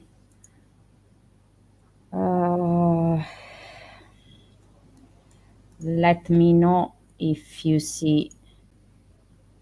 Can you see it? Yes, excellent. Okay. The only thing perhaps you may want to do is to put it in full screen presentation, because right now we can see just the PowerPoint application. Okay, I have it in the full screen presentation. Really? Okay. Yes. So perhaps you want to did you share the window or you shared the app? The app. Okay, I think it's better to unshare, reshare again, go to window, and then if you share the window and then maximize your presentation, you will be able to show try.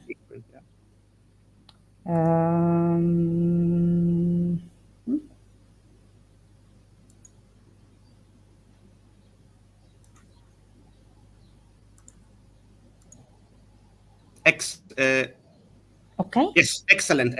Thank you, Maria Lisa. The floor is yours. Okay, thank you. So the title is Willingness to Subscribe to Milk Delivery Services. Now we will move to the e-grocery topic, and we'll speak about a new type of service, that is the milk delivery service, and a first investigation of its generated impact with regard to the Italian country. The first question is for you. Do you know Meal Kit Delivery Service? I need to ask you this question because Meal Kit Delivery is a quite recent service. It started in 2007, mainly in US and Australia. But maybe that you sometime see this type of picture in your social network. Well, this is a meal kit. That is a box with some ingredients inside, and also the instruction in order to cook your meal direct in your home. It is an e-grocery service, and it is based on the adoption of an application, usually a phone application, in order to order your meal kit. And of course, it is delivered directly to your home. Let's have a look to the usual supply chain of meal kit delivery. It is a very streamlined supply chain. As you can see, with respect to the typical food supply chain of retail groceries, meal kit delivery has very few logistic nodes, specifically a distribution center where the meal kit is organized, and it is directly delivered to your home. Usually the production sites are very close to the distribution center, so the distances of the supply chain are very short. In case of a typical food supply chain, instead we have several nodes, and we have two main phases of transport: a phase between the distribution center and the retail, and another phase between the retail and the home of the users, that is the last mile transportation, that in case of typical food supply chain is directly conducted by the user that goes to the retail for shopping for grocery. So if the supply chain of meal kit is so shortly, it is expected less transportation for goods, and also less freight transport and less congestion. Thus, it seems that there is a sort of sustainability with regard to the transportation phase according to the meal kit delivery service. As I told you before, meal kit delivery started in 2007, but we assist to a very strong growth of the service, especially during COVID-19 pandemic, where, especially in North America, we assist to an 20% of the request for meal kit deliveries. And the expectation of the increment of the meal kit delivery service is about 15% in terms of compound annual growth rate up to 2030. In the market, there are several operators regarding meal kit delivery, but actually, there are 4 operators that you can see in the bottom of the covers about the 50% of the market in terms of both service and revenues. So the goal of this study is to understand if effectively meal kit delivery can be a sustainable option with regard to the last mile logistic phase. In order to answer to this question, we perform mainly a survey that is organized in a revealed preference survey and a state preference survey. And with the result of this survey, we have tried to estimate the kilometers that can be moved from usual traditional food grocery to the meal kit delivery in case of last mile distribution.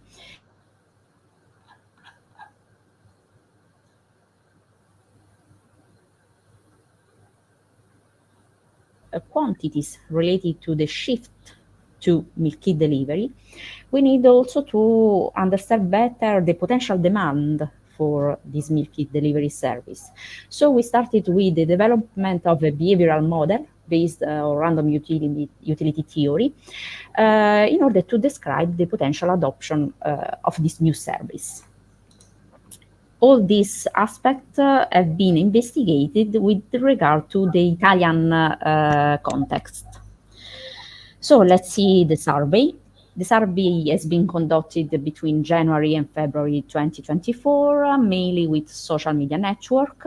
It consists of 5 sections: a personal data section that investigates age, gender, employment condition; a socio-demographic data section investigated the number of household members, the number of vehicles inside each household in order to derive an information about the income of each family.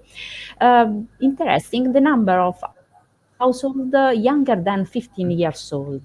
This is because in most of studies related to meal kit delivery, you can find that meal kits are usually not well appreciated by children and people younger than 15 years old. Then we investigate some habits about food grocery. If people prefer to go to large-scale retail trade or little shops, the distances covered to perform food grocery, the transport mode adopted, the frequency.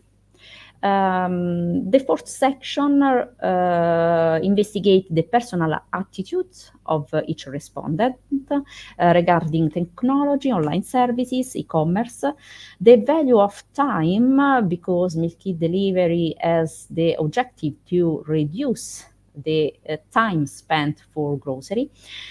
The environment, so attitudes about the environment, food waste, and also food market sustainability. Finally, the last section involves the understanding about willingness to use a meal kit delivery as a function of different type of subscription. Let's have a look to some interesting results about habits about grocery in Italy. So we underlined a special attention to make shopping for grocery, especially in supermarket and large-scale retail trade. Choice is strictly correlated to the transport mode adopted for shopping, thus mainly by car, and distances covered. In case, indeed, of large-scale retail trade, we can reach distances up to 5 kilometers.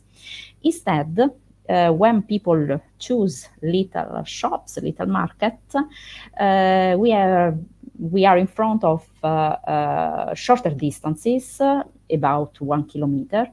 That is the usual walking distance covered. There are a high share of respondents that carries out shopping on the way back from work. This is interesting because if meal kit delivery is oriented to reduce the time spent for grocery, it's important to underline that there is a high share of people that need to reduce the time spent for this activity. The frequency, we collect the frequency for shopping. We call some people that perform shopping for grocery more than twice a week the frequent shopper. On average, we detected a frequency for grocery of 1.77 times a week. Personal attitudes of our respondents, 74% of the sample has a medium to high attitude toward e-commerce, 54% is familiar with social network, 65% is interested in new technological solutions. All these attitudes have been investigated using a Likert scale from 1 to 5, when 1 is usually considered not important, and 5 very important. About the attitudes to join an online service, as the meal kit delivery is, more than 80% of the sample found economic convenience and time saving very important factors for joining an online service, while environmental concerns have lower importance. Let's see the factors influencing grocery shopping.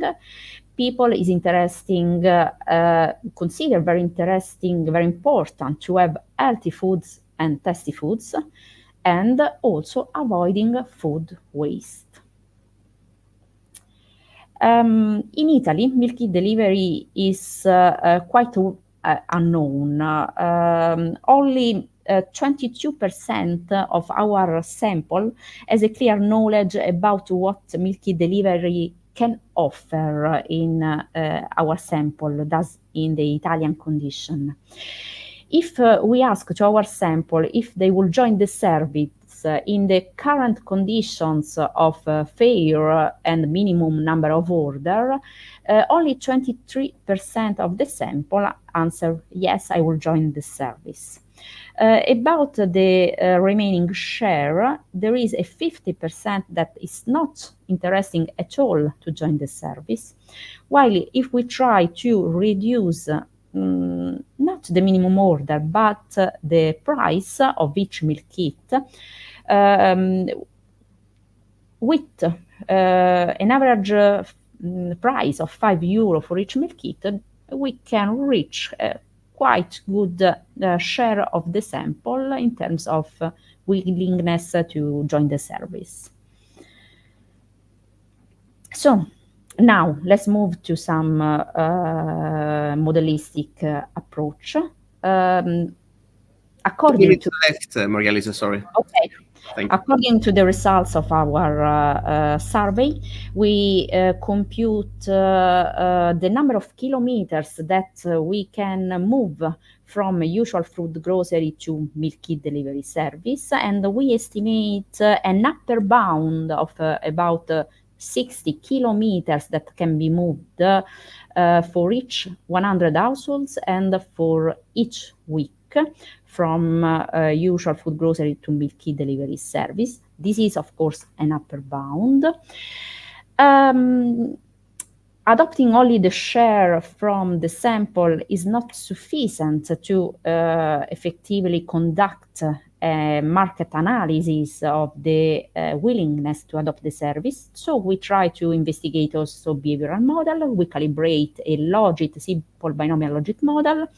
As you can see, the characteristic, the features important to choose the service are age, income, reduction of grocery time, reduction of food waste, and subscription cost.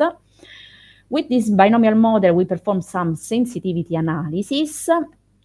And this is important because we can estimate the probability to join the service as a function of different characteristics of the user. And we can go from about 30% of acceptance in case of a typical medium family to also a probability of acceptance very high, 70%, 90% in case of maximum attitudes, high income and young people. So, conclusions. We try to perform a first investigation of this new service, the meal kit delivery service. We derive very important factors from survey. We try to estimate the kilometers that can be moved from grocery shopping to meal kit delivery. Of course, we need to combine these results with the organization of the service in terms of routes. And then we move to a behavioral model in order to understand which attitudes and individual factors can influence the acceptance of the service. Next step will be to, of course, joining both the modeling phase in order to obtain effectively a net quantification of potential reduction of kilometers saved and externalities saved. Thank you very much for your attention. I hope I am on time. Thank you very much, Maria Lisa. Of course, you're on time, and we greatly appreciate that. And thank you very much for such a well-structured and comprehensive presentation. Very interesting topics. So I would like to ask the audience if they have any questions or any comments or any remarks about Maria Lisa's presentation. If there are not any questions, I have one question because, as I mentioned, your presentation was really, really interesting, and it was also very comprehensive in terms of methodological steps and analysis that you followed.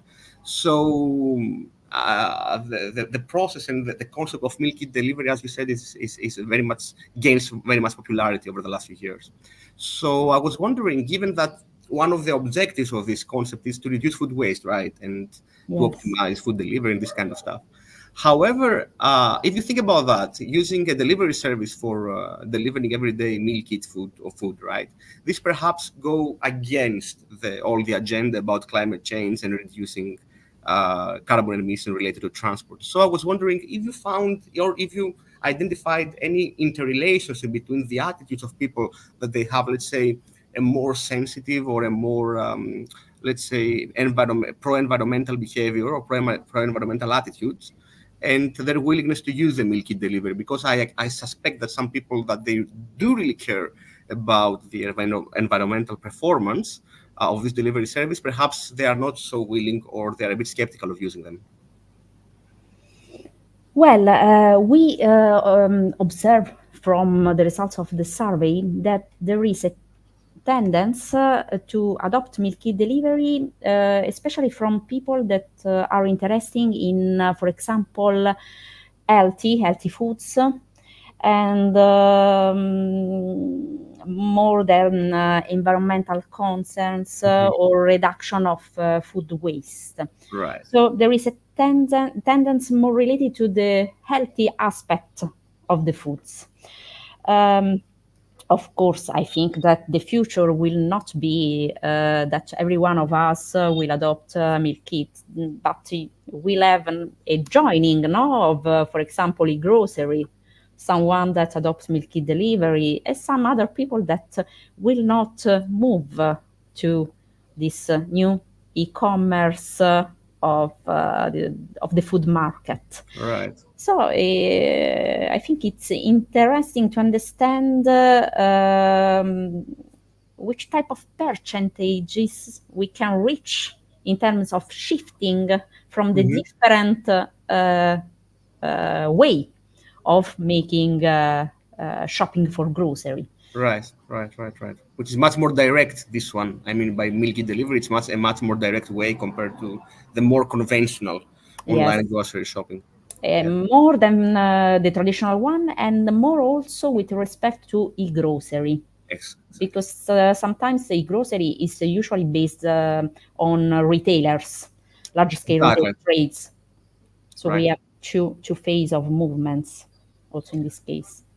Thank you very much. That was a very insightful presentation, and I'm looking forward to see the next steps of this research, which seems very, very promising. Thank you again, Maria Lisa. Maria Lisa was kind enough to start to open this session because she was available at the beginning of the session. So now we will be moving on with our regular schedule.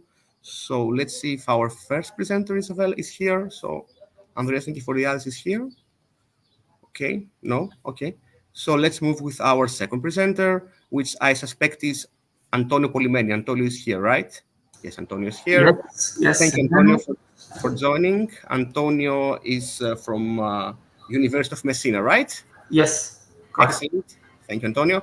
And Antonio will be presenting the presentation entitled Impact of COVID-19 on Urban Mobility, Empirical Evidence and Lesson Learned. Very, very interesting title. And Antonio, you have 15 minutes for your presentation. 2 minutes before the end, I will let you know that you have 2 minutes left. You can share your screen, and the floor is yours. You can see my screen? Yes, but we are seeing only the app, not the full screen mode. So if I want to help you with that, you can unshare. Then you can share the window, not the application. Okay. Okay, but you see my second slide or not? No, now we are seeing your PowerPoint mode, not the full presentation mode. But I have a problem as in previous session. I don't able to share the full screen. I not understand. So if you can unshare your screen, just unshare your screen now. Okay, just a moment. Yeah. Share again. Just share. But when you share, don't select the PowerPoint, select the option screen. Okay. Okay. Allora. Screen. And down. And now, one moment, because we cannot see anything yet. Okay, excellent. Now it's great. Thank you very much. Okay. Thanks, Greg. Thanks for introduction. In this presentation, I present you some results of a survey related to the effects on mobility of the lockdown suffered in Italy in the period of COVID-19 pandemic. The demand is, after lockdown, the users have resumed their travel habits or not. During the COVID, a reduction in travels was recorded with a model choice that penalized mainly the public transport. So with this survey, we try to understand if the users continue in their use of public transport or not. The impact of COVID pandemic in each country caused the imposition of some restrictions that have attempted to reduce the spread of the virus. Such restrictions, ranging from the social distance to the lockdown, negatively affected the transport field in terms both of passenger mobility and freight mobility. As an example, the telecommuting, the online school affected negatively the use of public transport, or in general, the mobility with means shared with other people. In this field, there are in literature some studies that highlight the modification of user habits during and after the COVID. Many students, in fact, highlight the abandonment of collective transport to move towards individual modes, car, bike, walking also. As an example, in some cities, has been detected an increase in the use of shared service of bike sharing. Another effect is the change in shopping habits, with an increase in e-commerce and an increase in grocery purchases. To try to understand the behavior of users in relation to their trips, this survey was carried out in the first semester of 2023. The survey was designed to try to understand how the COVID affected the preference of users, specifically comparing the preference before the COVID and after the first lockdown suffered in Italy in 2020. So the questions are designed to obtain information on the modal choice and the variation in the traveling for shopping.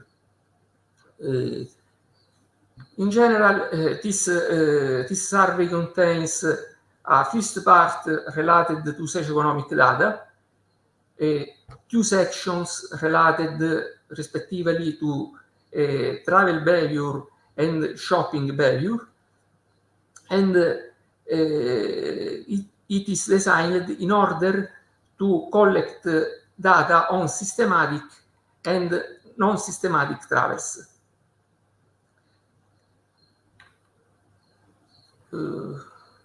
This is the sample. We have 217 respondents.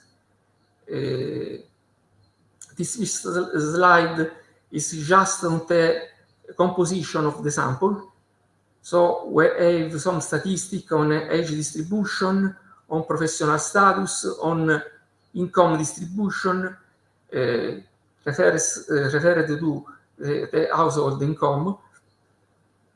And because the survey consider a period of several years, we posed also a question on changes in professional status.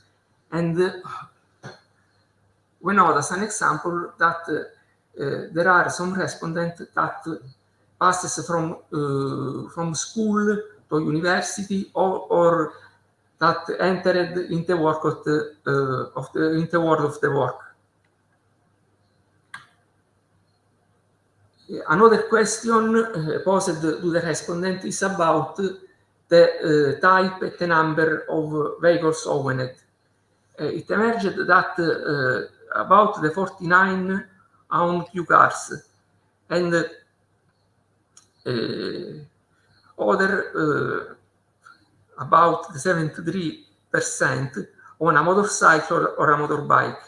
We noted also that there are about the 78% that own an e-bike. This to understand of the respondents move during this period. The data collected are distinguished between systematic travels, that is, travels made regularly, and non-systematic travels. As an example, in this work, the travels, as an example, homework are considered as systematic, but and the home shopping travels are considered not systematic.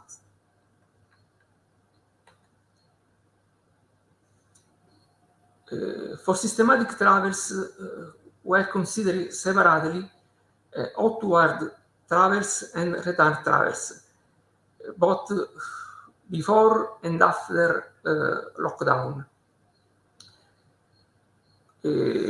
Focusing on outward travels before and after the lockdown, we note that they are concentrated in the morning between 8 o'clock and 10 o'clock, and the biggest difference are related to the travels starting at 8 o'clock, about 10% of difference. And in the afternoon, we individuated some travels that are made to go, as an example, at the work.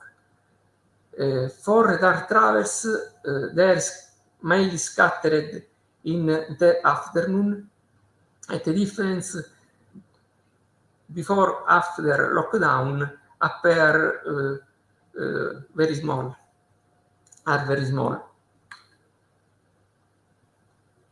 No systematic travel, also in this case, where we distinguished between outward and return travels.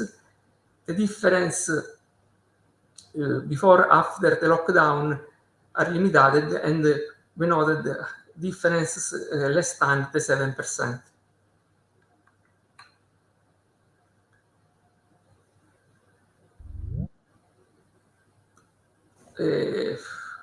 This slide is related to the use of the transport mode.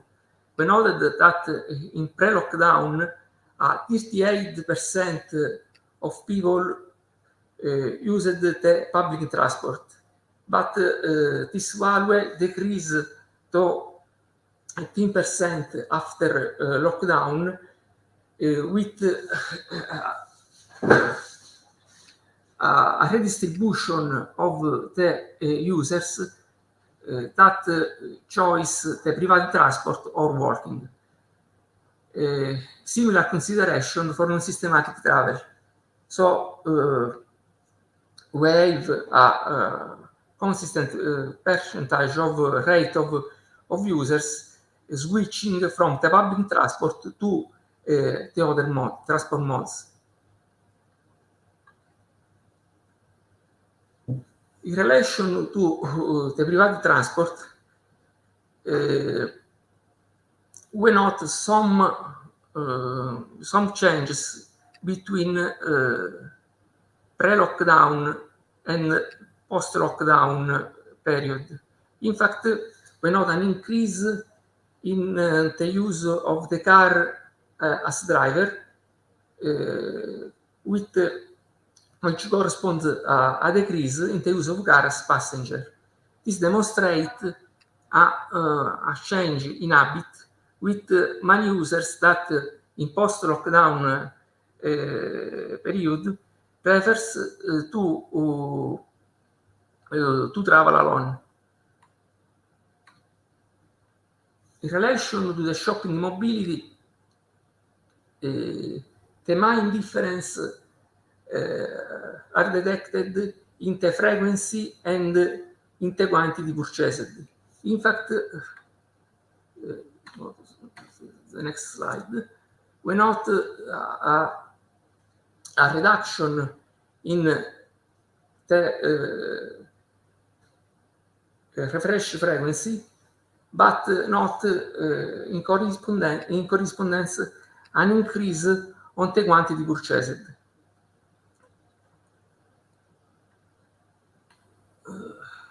Just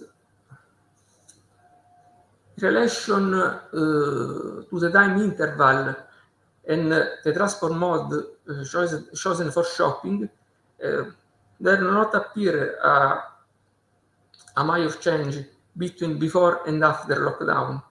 There are small differences, but the trend remains the same before and after this lockdown. 2 minutes left, Antonio. Thank you. See, I conclude. This is the last slide. So in this work, we have designed a survey in order to individuate the behavior of users before and after the lockdown suffered because of COVID in relation to the mode choice and the shopping mobility. The respondent to the survey confirmed some change in mode choice. In particular, we have a decline of the public transport that collapsed between 10 and 20%, depending on systematic or non-systematic travel. Also for mobility for shopping, some difference before and after lockdown can have emerged, but the main difference is in the quantity purchased that increase after the lockdown. Thanks for attention.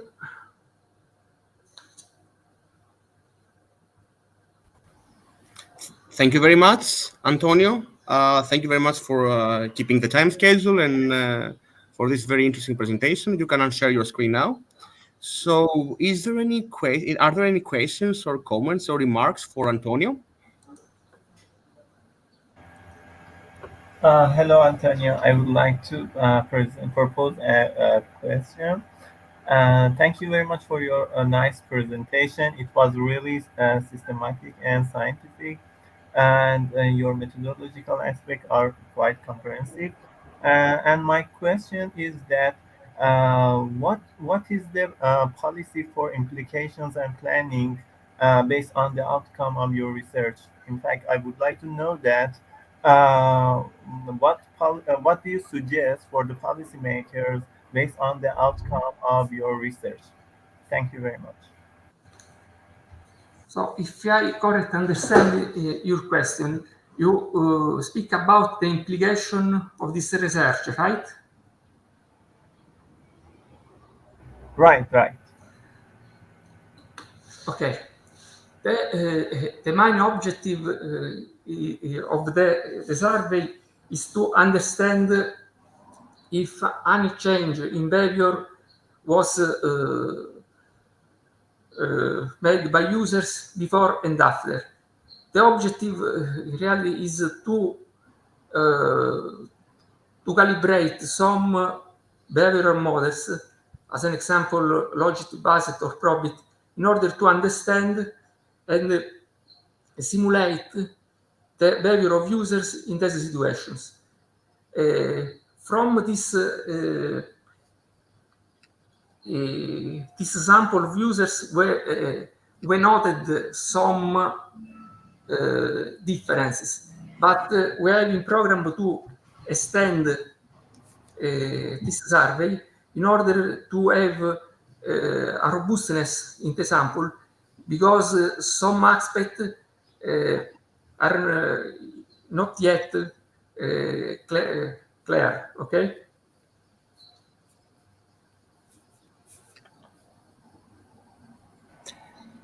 Okay, thank you for your clarifications. Thank you. Are there any other questions or comments for Antonio in his presentation?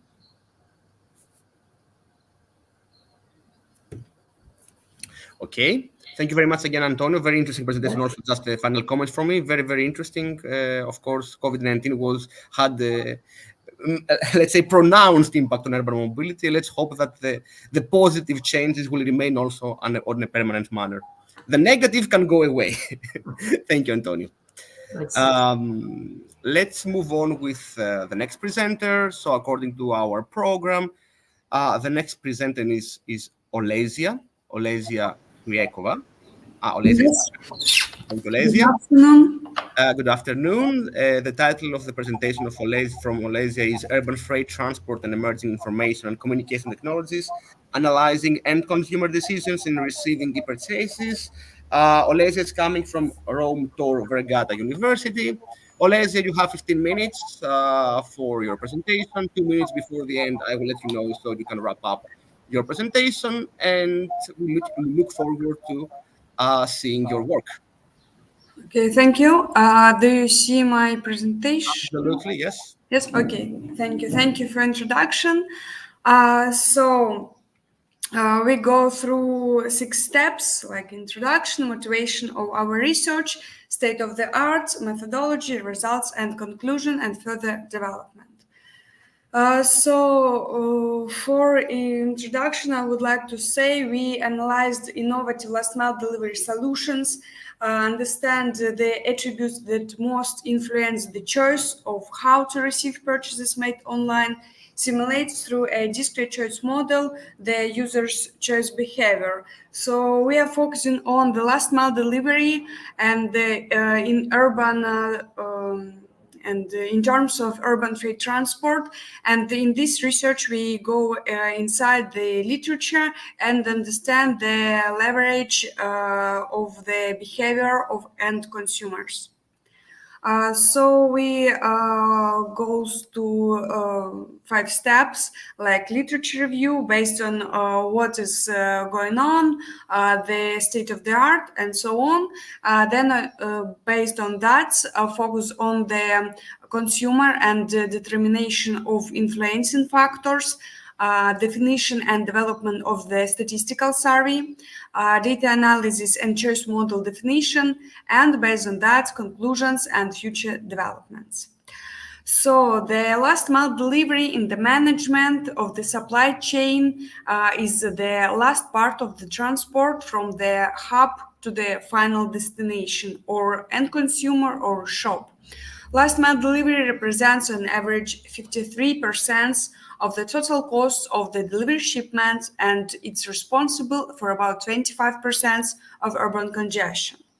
Empirical studies have found that last mile delivery vehicles have an average load factors of between 30 and 40%, with over 20% of vehicles traveling empty. Also, failure delivery are still a major problem today, generating additional costs and logistics operators, inconvenience for end consumer, and increased vehicle traffic, such as pollution, accident, congestion, and other negative impacts. So the motivation of this research goes through 3 pillars, and its urban logistics has shown significant relevance around the world due to the numerous issues caused by the increase of freight flows in city centers. On the other hand, e-commerce is gaining momentum and creating new challenges and pressure to explore modern approach to address sustainable and livable changes. And our paper and presentation aims to investigate the choice of receiving e-purchases because it can have a strong impact on the city sustainability and livability. So based on the studies, we can divide them to 3 main fields. It's studies on the growth of e-commerce and customer requests that seek a more personalized service, studies on the impact of last mile delivery on shipping and route network, and studies in the field of automation to increase the well-being and efficiency of urban deliveries. So there are some results of this literature of the study that the consumers' response to these innovative delivery solutions has not yet received the scientific attention. It's diverse. And the purpose of the paper is to investigate how consumers respond to innovations in last mile delivery methods. Based on the methodology, we go to the alternatives For the receiving e-purchases, such as traditional mail, is a well-known alternative. The process is under the control from the sender's point to the end consumer. The couriers and drivers, professionals, and the company which provides this service are responsible for the safety, security, and delivery processes at all. But we also investigate the new alternatives such as delivery to the car trunk. In this alternative, the courier or transporter reaching the car, open the trunk, compared with the secret code, and leaves the e-purchase inside. So this person, this courier or transporter, have access for one time open the trunk and then close. Also, end consumer has all of the notification about the status of the parcel and of the car. And this innovative delivery alternative already in use in some cities in the United States, and it's quite new and not well investigated. One more innovative delivery alternative is delivery by autonomous delivery robots.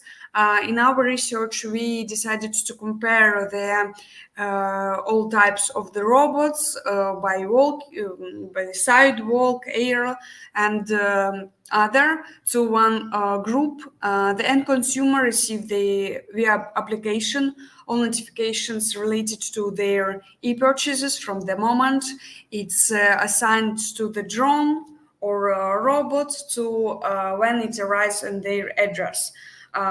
In future, it should be in 30 minutes, and now it's also in a pilot. It have pilot period for Amazon company, and also now it's in pilot stage.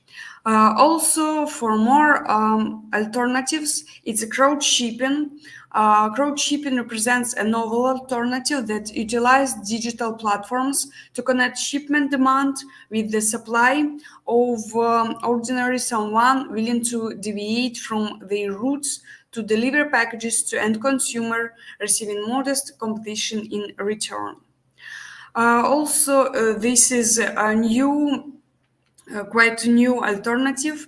The next one is attended pickup point, is a well-known alternative, usually takes place in shops, cafe, post offices. Pickup points has opening hours and it's usually closed on weekends. I want to highlight that because we are working on the end consumer's point of view, so it's important for our survey. It's a place that the end consumer can choose an inconvenient area. The concept is a network that covers the city with high density. The sub-alternative is a click and collect or a reach online, buy offline, buy online, pick up in store, buy online, return offline, and it's the words which used in literature. This alternative was also emphasized because it involves restocking from the retailer's point of view, and consumers, instead of the pickup point, can choose the appropriate shop via the shop's network. And unattended parcel locker. The parcel locker are strategically placed in easily accessible locations such as shopping centers, gas stations, railway stations, etc. And usually it's open 24 hours a day and 7 days a week. So based on our alternatives, we put that in a scheme to to divide them to attended and unattended alternatives. Attendant is a pickup point, click and collect, crowd shipping and delivery by a robot or drone, and unattended is pickup parcel locker and delivery to the trunk. So it means it's not necessary to attend by end consumer the receiving the e-purchase. So in unattended unattended alternatives, the courier or the worker can leave somewhere in a locker or in a trunk, so end consumer can take after. And also we divided that in a self-pickup and not self-pickup. So in this case, end consumer has to go near home in 100 meters or change the usual route, or not self-pick-up. It means that the purchase comes to the home, comes to the appropriate place, and e-consumers doesn't need to go anywhere. So it's crowd shipping, which means the delivery to home. To home, it means the delivery to appropriate address. So end consumer put the address, not choose between the suggested. A delivery by the robot also now unattended and not self-pickup, because nowadays it exists for the home for address. Maybe in the future it will be changed to unattended and delivered to the trunk. So it's also unattended alternative, because end consumer go to his own car, her, and it's not necessary to go somewhere. Okay, the methods of our study is online survey, which was implemented, and I want to provide the structure of our survey. It's a sample characterization, purchasing behavior, and stated preference survey.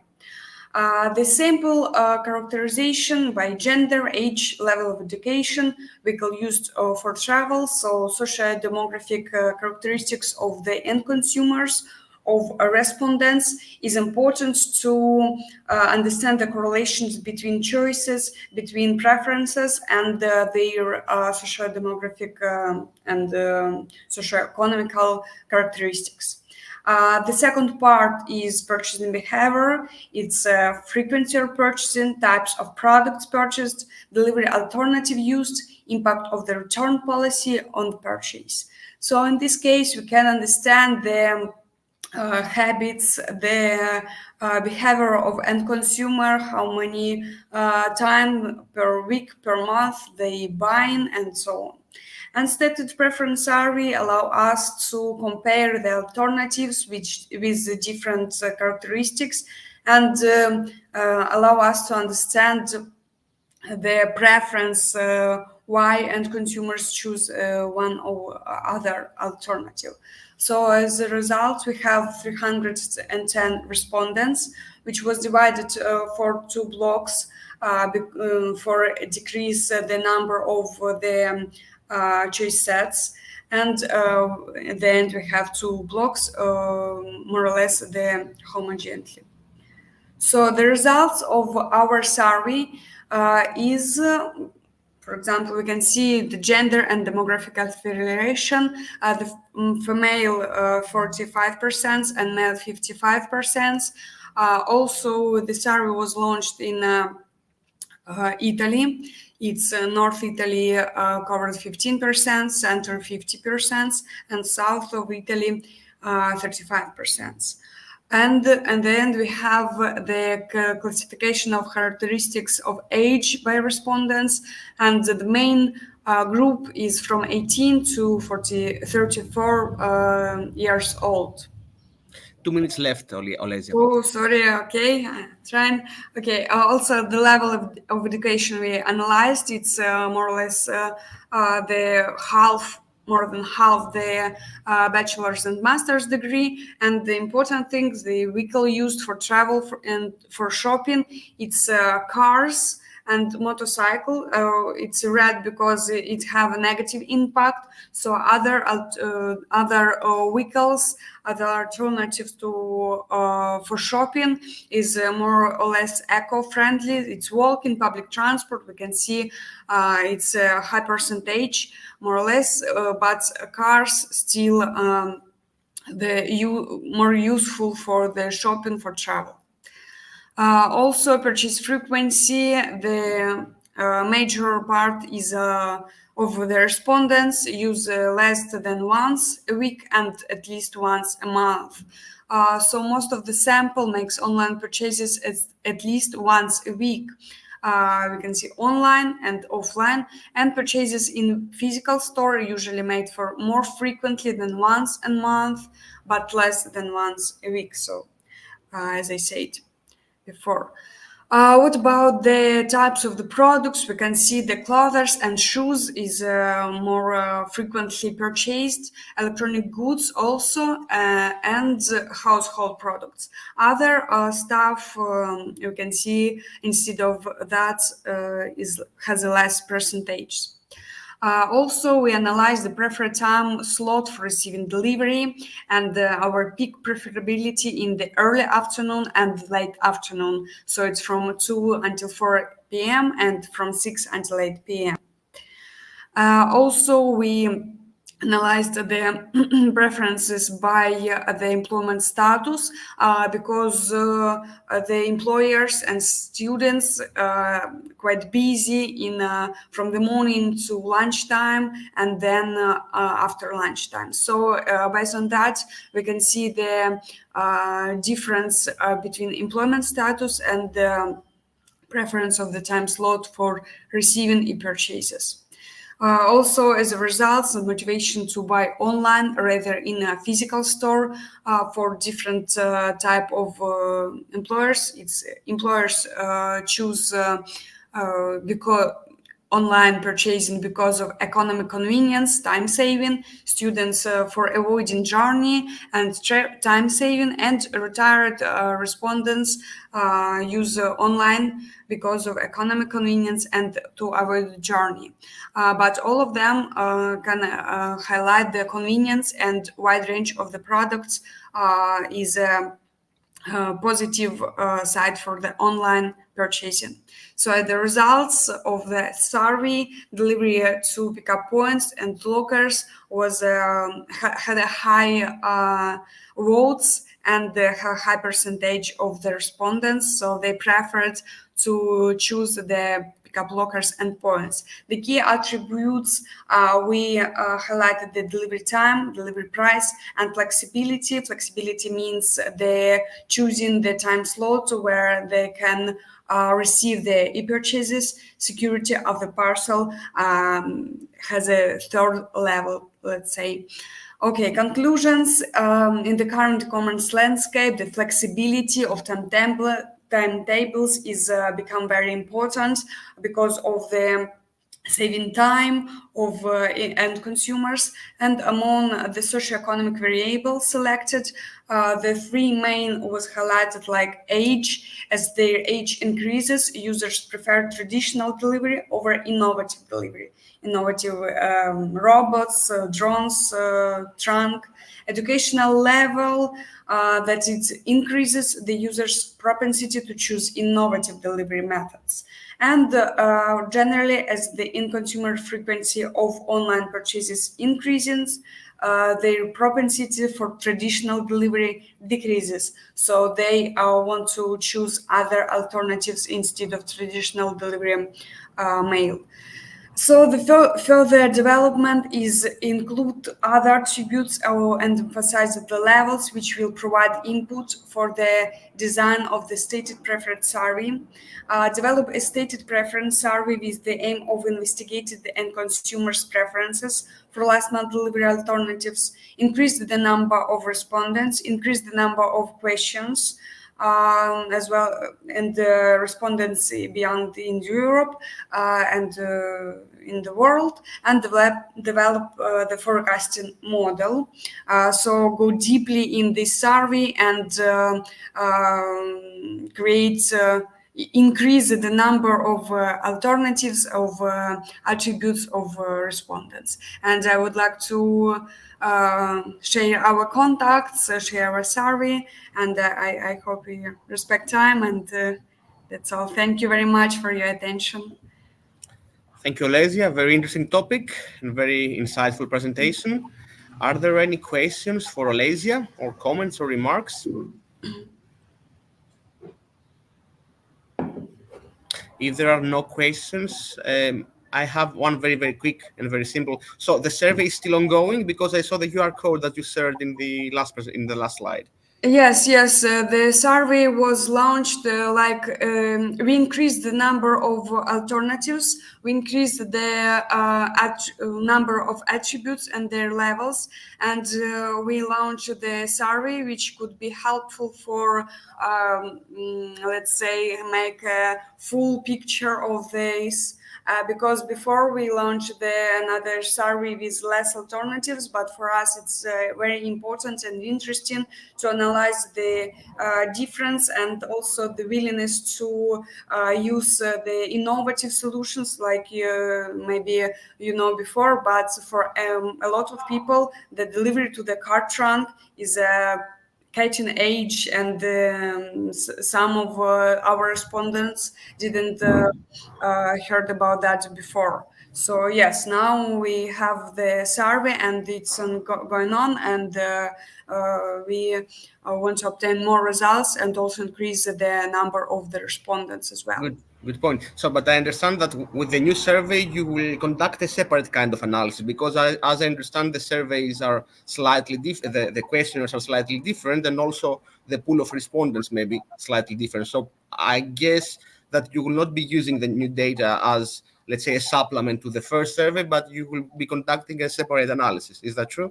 Yeah, it's another survey, because we make another and the largest, and now we want to analyze also the respondents and behavior in Europe, maybe in the world. It depends on the number of respondents, of course, but we want to go deeply in this question and understand the preferences and how it's depends on the socio-economical characteristics of the respondents and so on. Thank you very much, Olesia. Thank you once again. Thank you. And we will be moving with the next presentation, which will be delivered by Corrado Rindone. Corrado is here, right?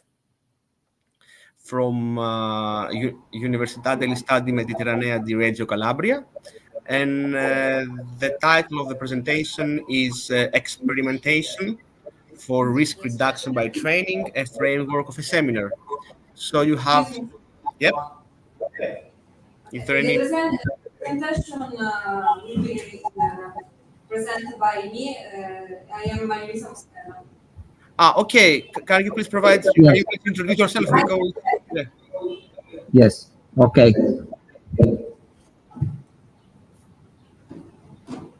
I'm showing the presentation.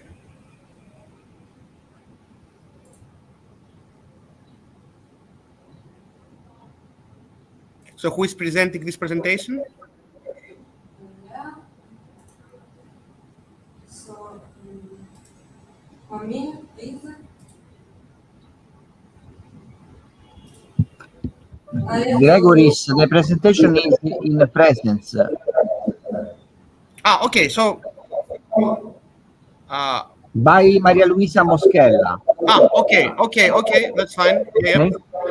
Okay, Maria Luisa Moschella. Excellent. Thank you. Because I cannot see Maria Luisa in the... In fact, Maria Luisa, can I see you?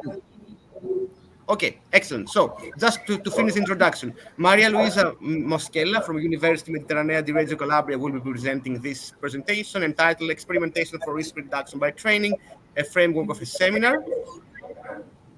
So, Maria Luisa, you have 15 minutes. I will let you know 2 minutes before the end.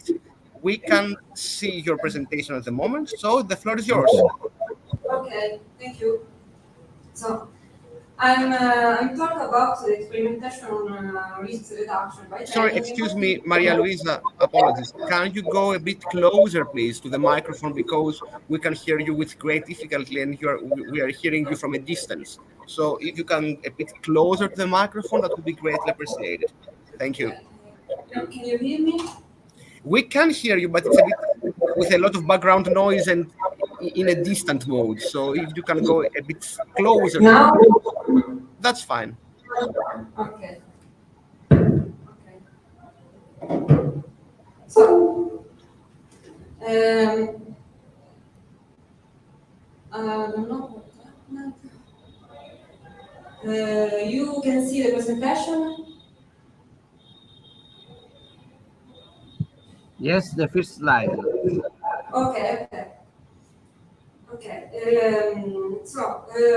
To start a short introduction, the topic of risk reduction. Over the last 50 years, it's well known that disaster events have increased worldwide due mainly to climate change, which has led to an increase in extreme weather events, even the part of the world not Sorry, Maria Luisa. There is yes. We see only the first slide. Now? We still see the first slide. The first slide.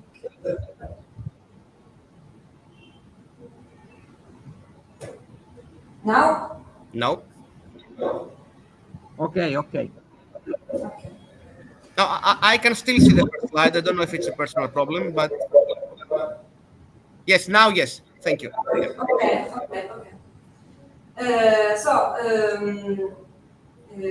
In addition, the last 10 years have also seen an increase in war conflict.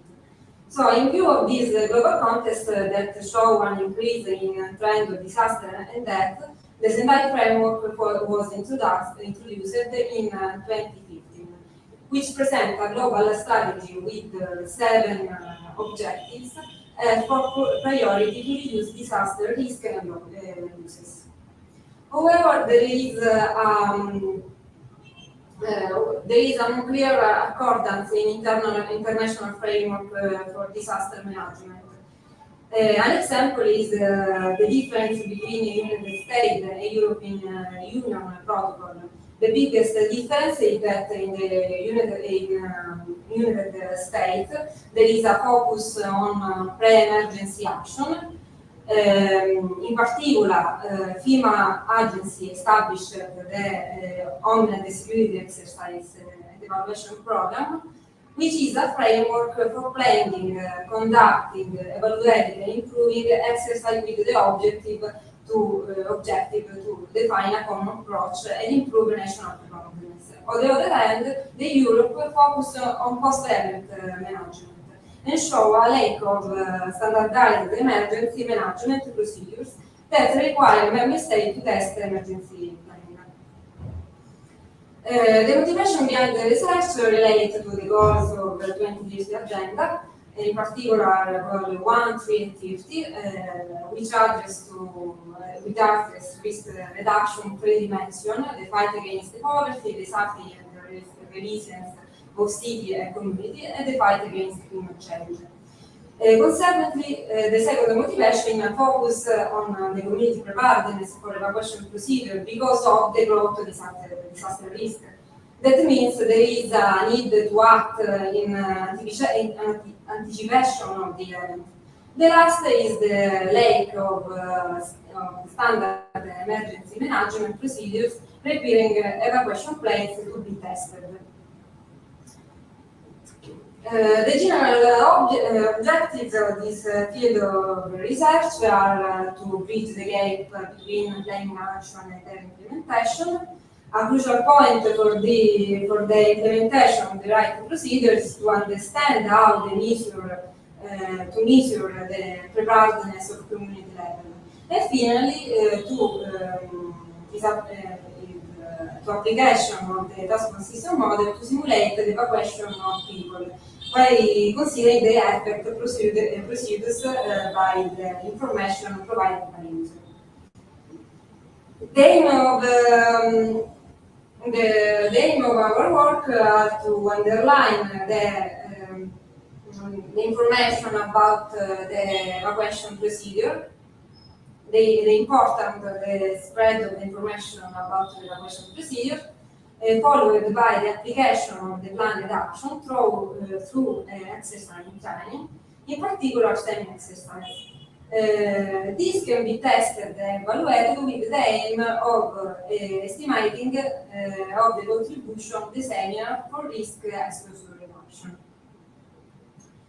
In line with the objectives, the activities carried out in this article concern the investigation of the role of training and exercise action to increase the level of preparedness. Specific attention with the seminar exercise. Then the presentation of a seminar framework, and finally the introduction of some indicators as an easy way to evaluate the seminar efficacy. Disaster management cycle is identified as a continuous process divided into 4 phases that help to anticipate and respond to disaster events. These include the actions that are taken before and after the disaster event.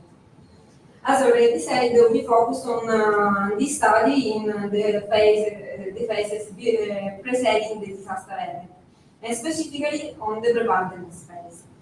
In particular, the phase of mitigation contains the emergency plan, which include information on disaster characteristics and evacuation planning, and planned action, which include the methods for carry out effective evacuation procedure and transportation model to simulate evacuation condition. While in the preparedness phase, there are the training and exercise action that are the effective procedures to disseminate the information contained in the plan. In the following slide, the role of training and exercise action is investigated, after which the seminar framework will be presented, and finally I will show you an application. The first step is focused on the role of the training exercise action.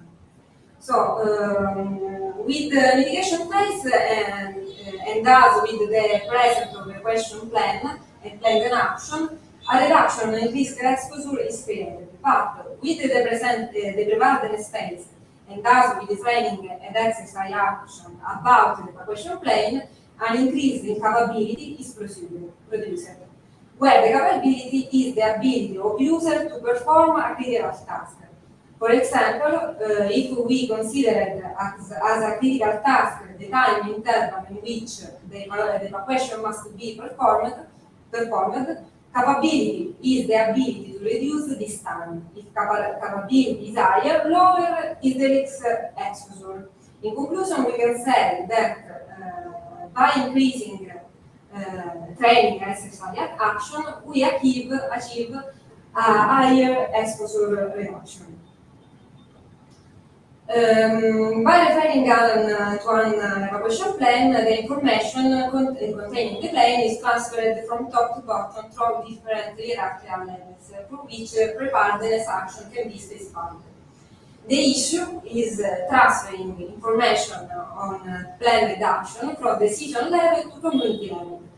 To increase the efficacy of planned action during the emergency, it's necessary to bridge the gaps and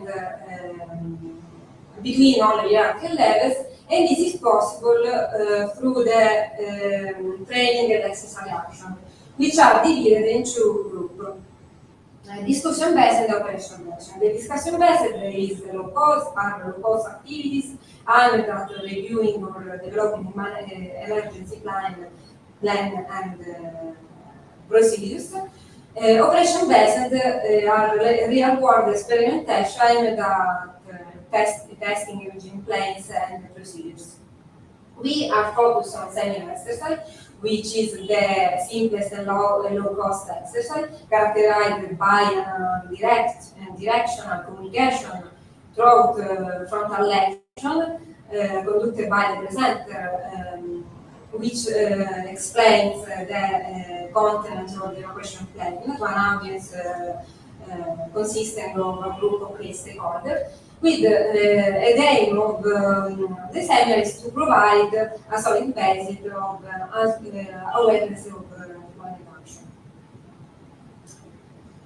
So, the framework of the seminar adopting a circular plan do check out the sequence, in line with the objectives of the research. The proposed framework is supported by the set of a set of transport system models, up to simulate the evacuation of people, considering the effect produced by information provided to user by the seminar. With regard to exposure modeling, each training and exercise contribute with a risk exposure reduction. The reduction in exposure can be assessed separately, and the seminar's contribution to exposure reduction is equal to the exposure value without the evacuation planning, minus the exposure after the implementation of the seminar measured ex ante through the simulation models. The plan do check-out sequence consists of 4 phases: design, conduct, evaluation, and monitoring. The design phase consists in definition of the emerging scenario and content of the emerging planning.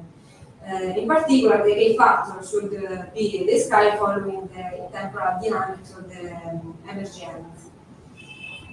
In the phase of conduct, the plan and action are illustrated by the present to the participants, and in the evaluation phase, specific variables by contents and type of emergency before the seminar are defined.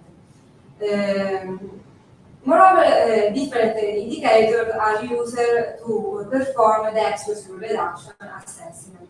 For example, the time needed for the individual to appear the plan document. Clearly, the monitoring phase during the monitoring phase, the evaluator collects quantitative data related to the indicator defined before. To extend the elementary indicator introduced before, the indicator of the time, to different hierarchical levels, additional indicators have been proposed for each hierarchical level, with reference to number of seminar participants, the organization characteristic of the seminar in terms of temporal length, frequency, and human research.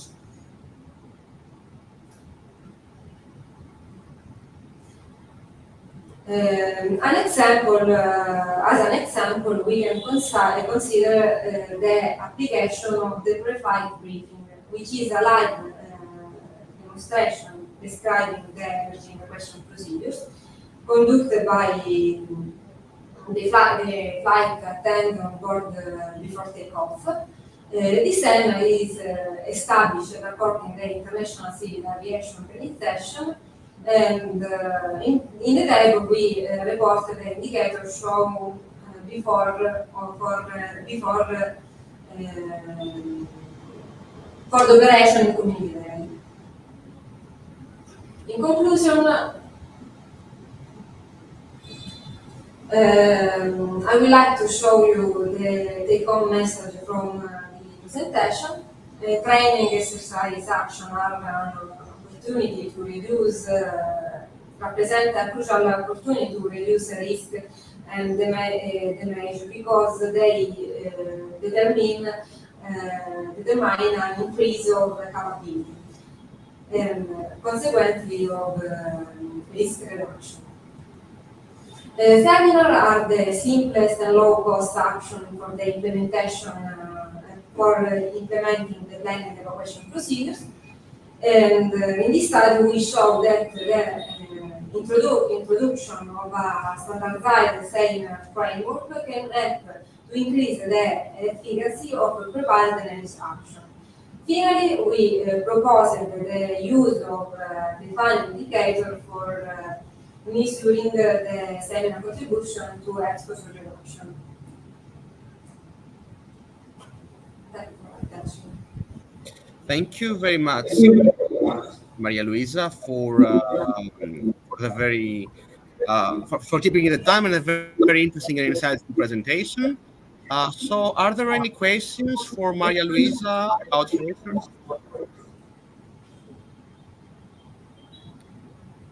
If there are not any questions, I have a very quick one because I found the idea of seminars, especially for preparedness and planning procedures, very, very important.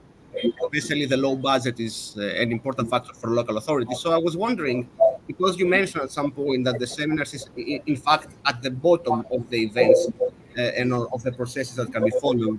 And in fact, it's a unidirectional approach. So some provides information, so the audience processes information. I was wondering if there are any measures in place so the organizers of the seminars can track the attendance and can track how much effort the attendees put into the topic of the seminar. So apart from the evaluation metrics that you mentioned in the last conclusion, if there are any kind of metrics that capture the attendance, the level of attendance of the attendees in the seminars. Thank you. I don't understand very well because I lost audio in some track. Can you repeat the question? Yes, of course, I can repeat the question. And just I would like to say to Reza that we are hearing a background noise. So I think that there are some noise from the room at the moment. So if we can fix it, that would be great. So my question is that are there any ways to track the attendance and the level of attendance of the people that participate in the seminars? Apart from the evaluation metrics that you mentioned in the last slide, is there any other kind of metrics that they focus on the cognitive level, cognitive effort that the participants put into the seminar and the topic of the seminar at the time, at the duration of the seminar?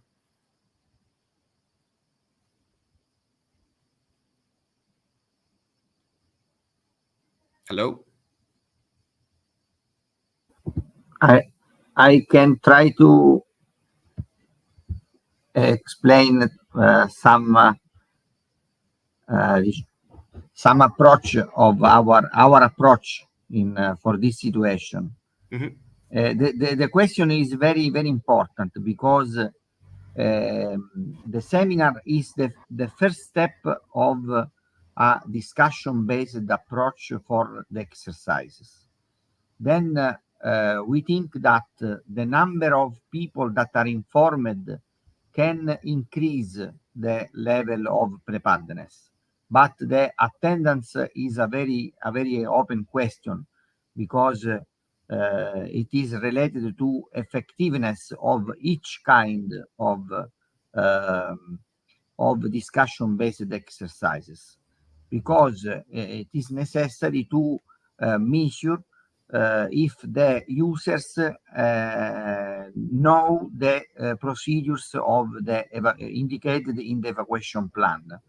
Then we think that the entire process, including the discussion and operation based, is a very useful approach to monitor if the planned actions in the phase of implementation are useful or not. I hope that that is clear the concept. Grigoris. Yes, that is clear enough. Thank you very much, Corrado. Okay. So yes, I agree with that. And just a second, very quick question: were there any kind of incentives? Are there any kind of incentives or rewards for the participants of these seminars, or just? Sorry, Gregory. I don't Can you repeat slowly Yes. the question? Are there any kind of rewards or incentives for the participants of these seminars? Yes. There are, for instance, in other sector, there are some obligation to participate. Right. For instance, in the work environment is this, or in aircraft, for instance, there is an oblige to hear the instruction in an airplane before the trip, no? But the incentives can be introduced in order to increase the level of endorsement about the utility to have an information before a disaster event. It's similar to the problem of early warning, for instance.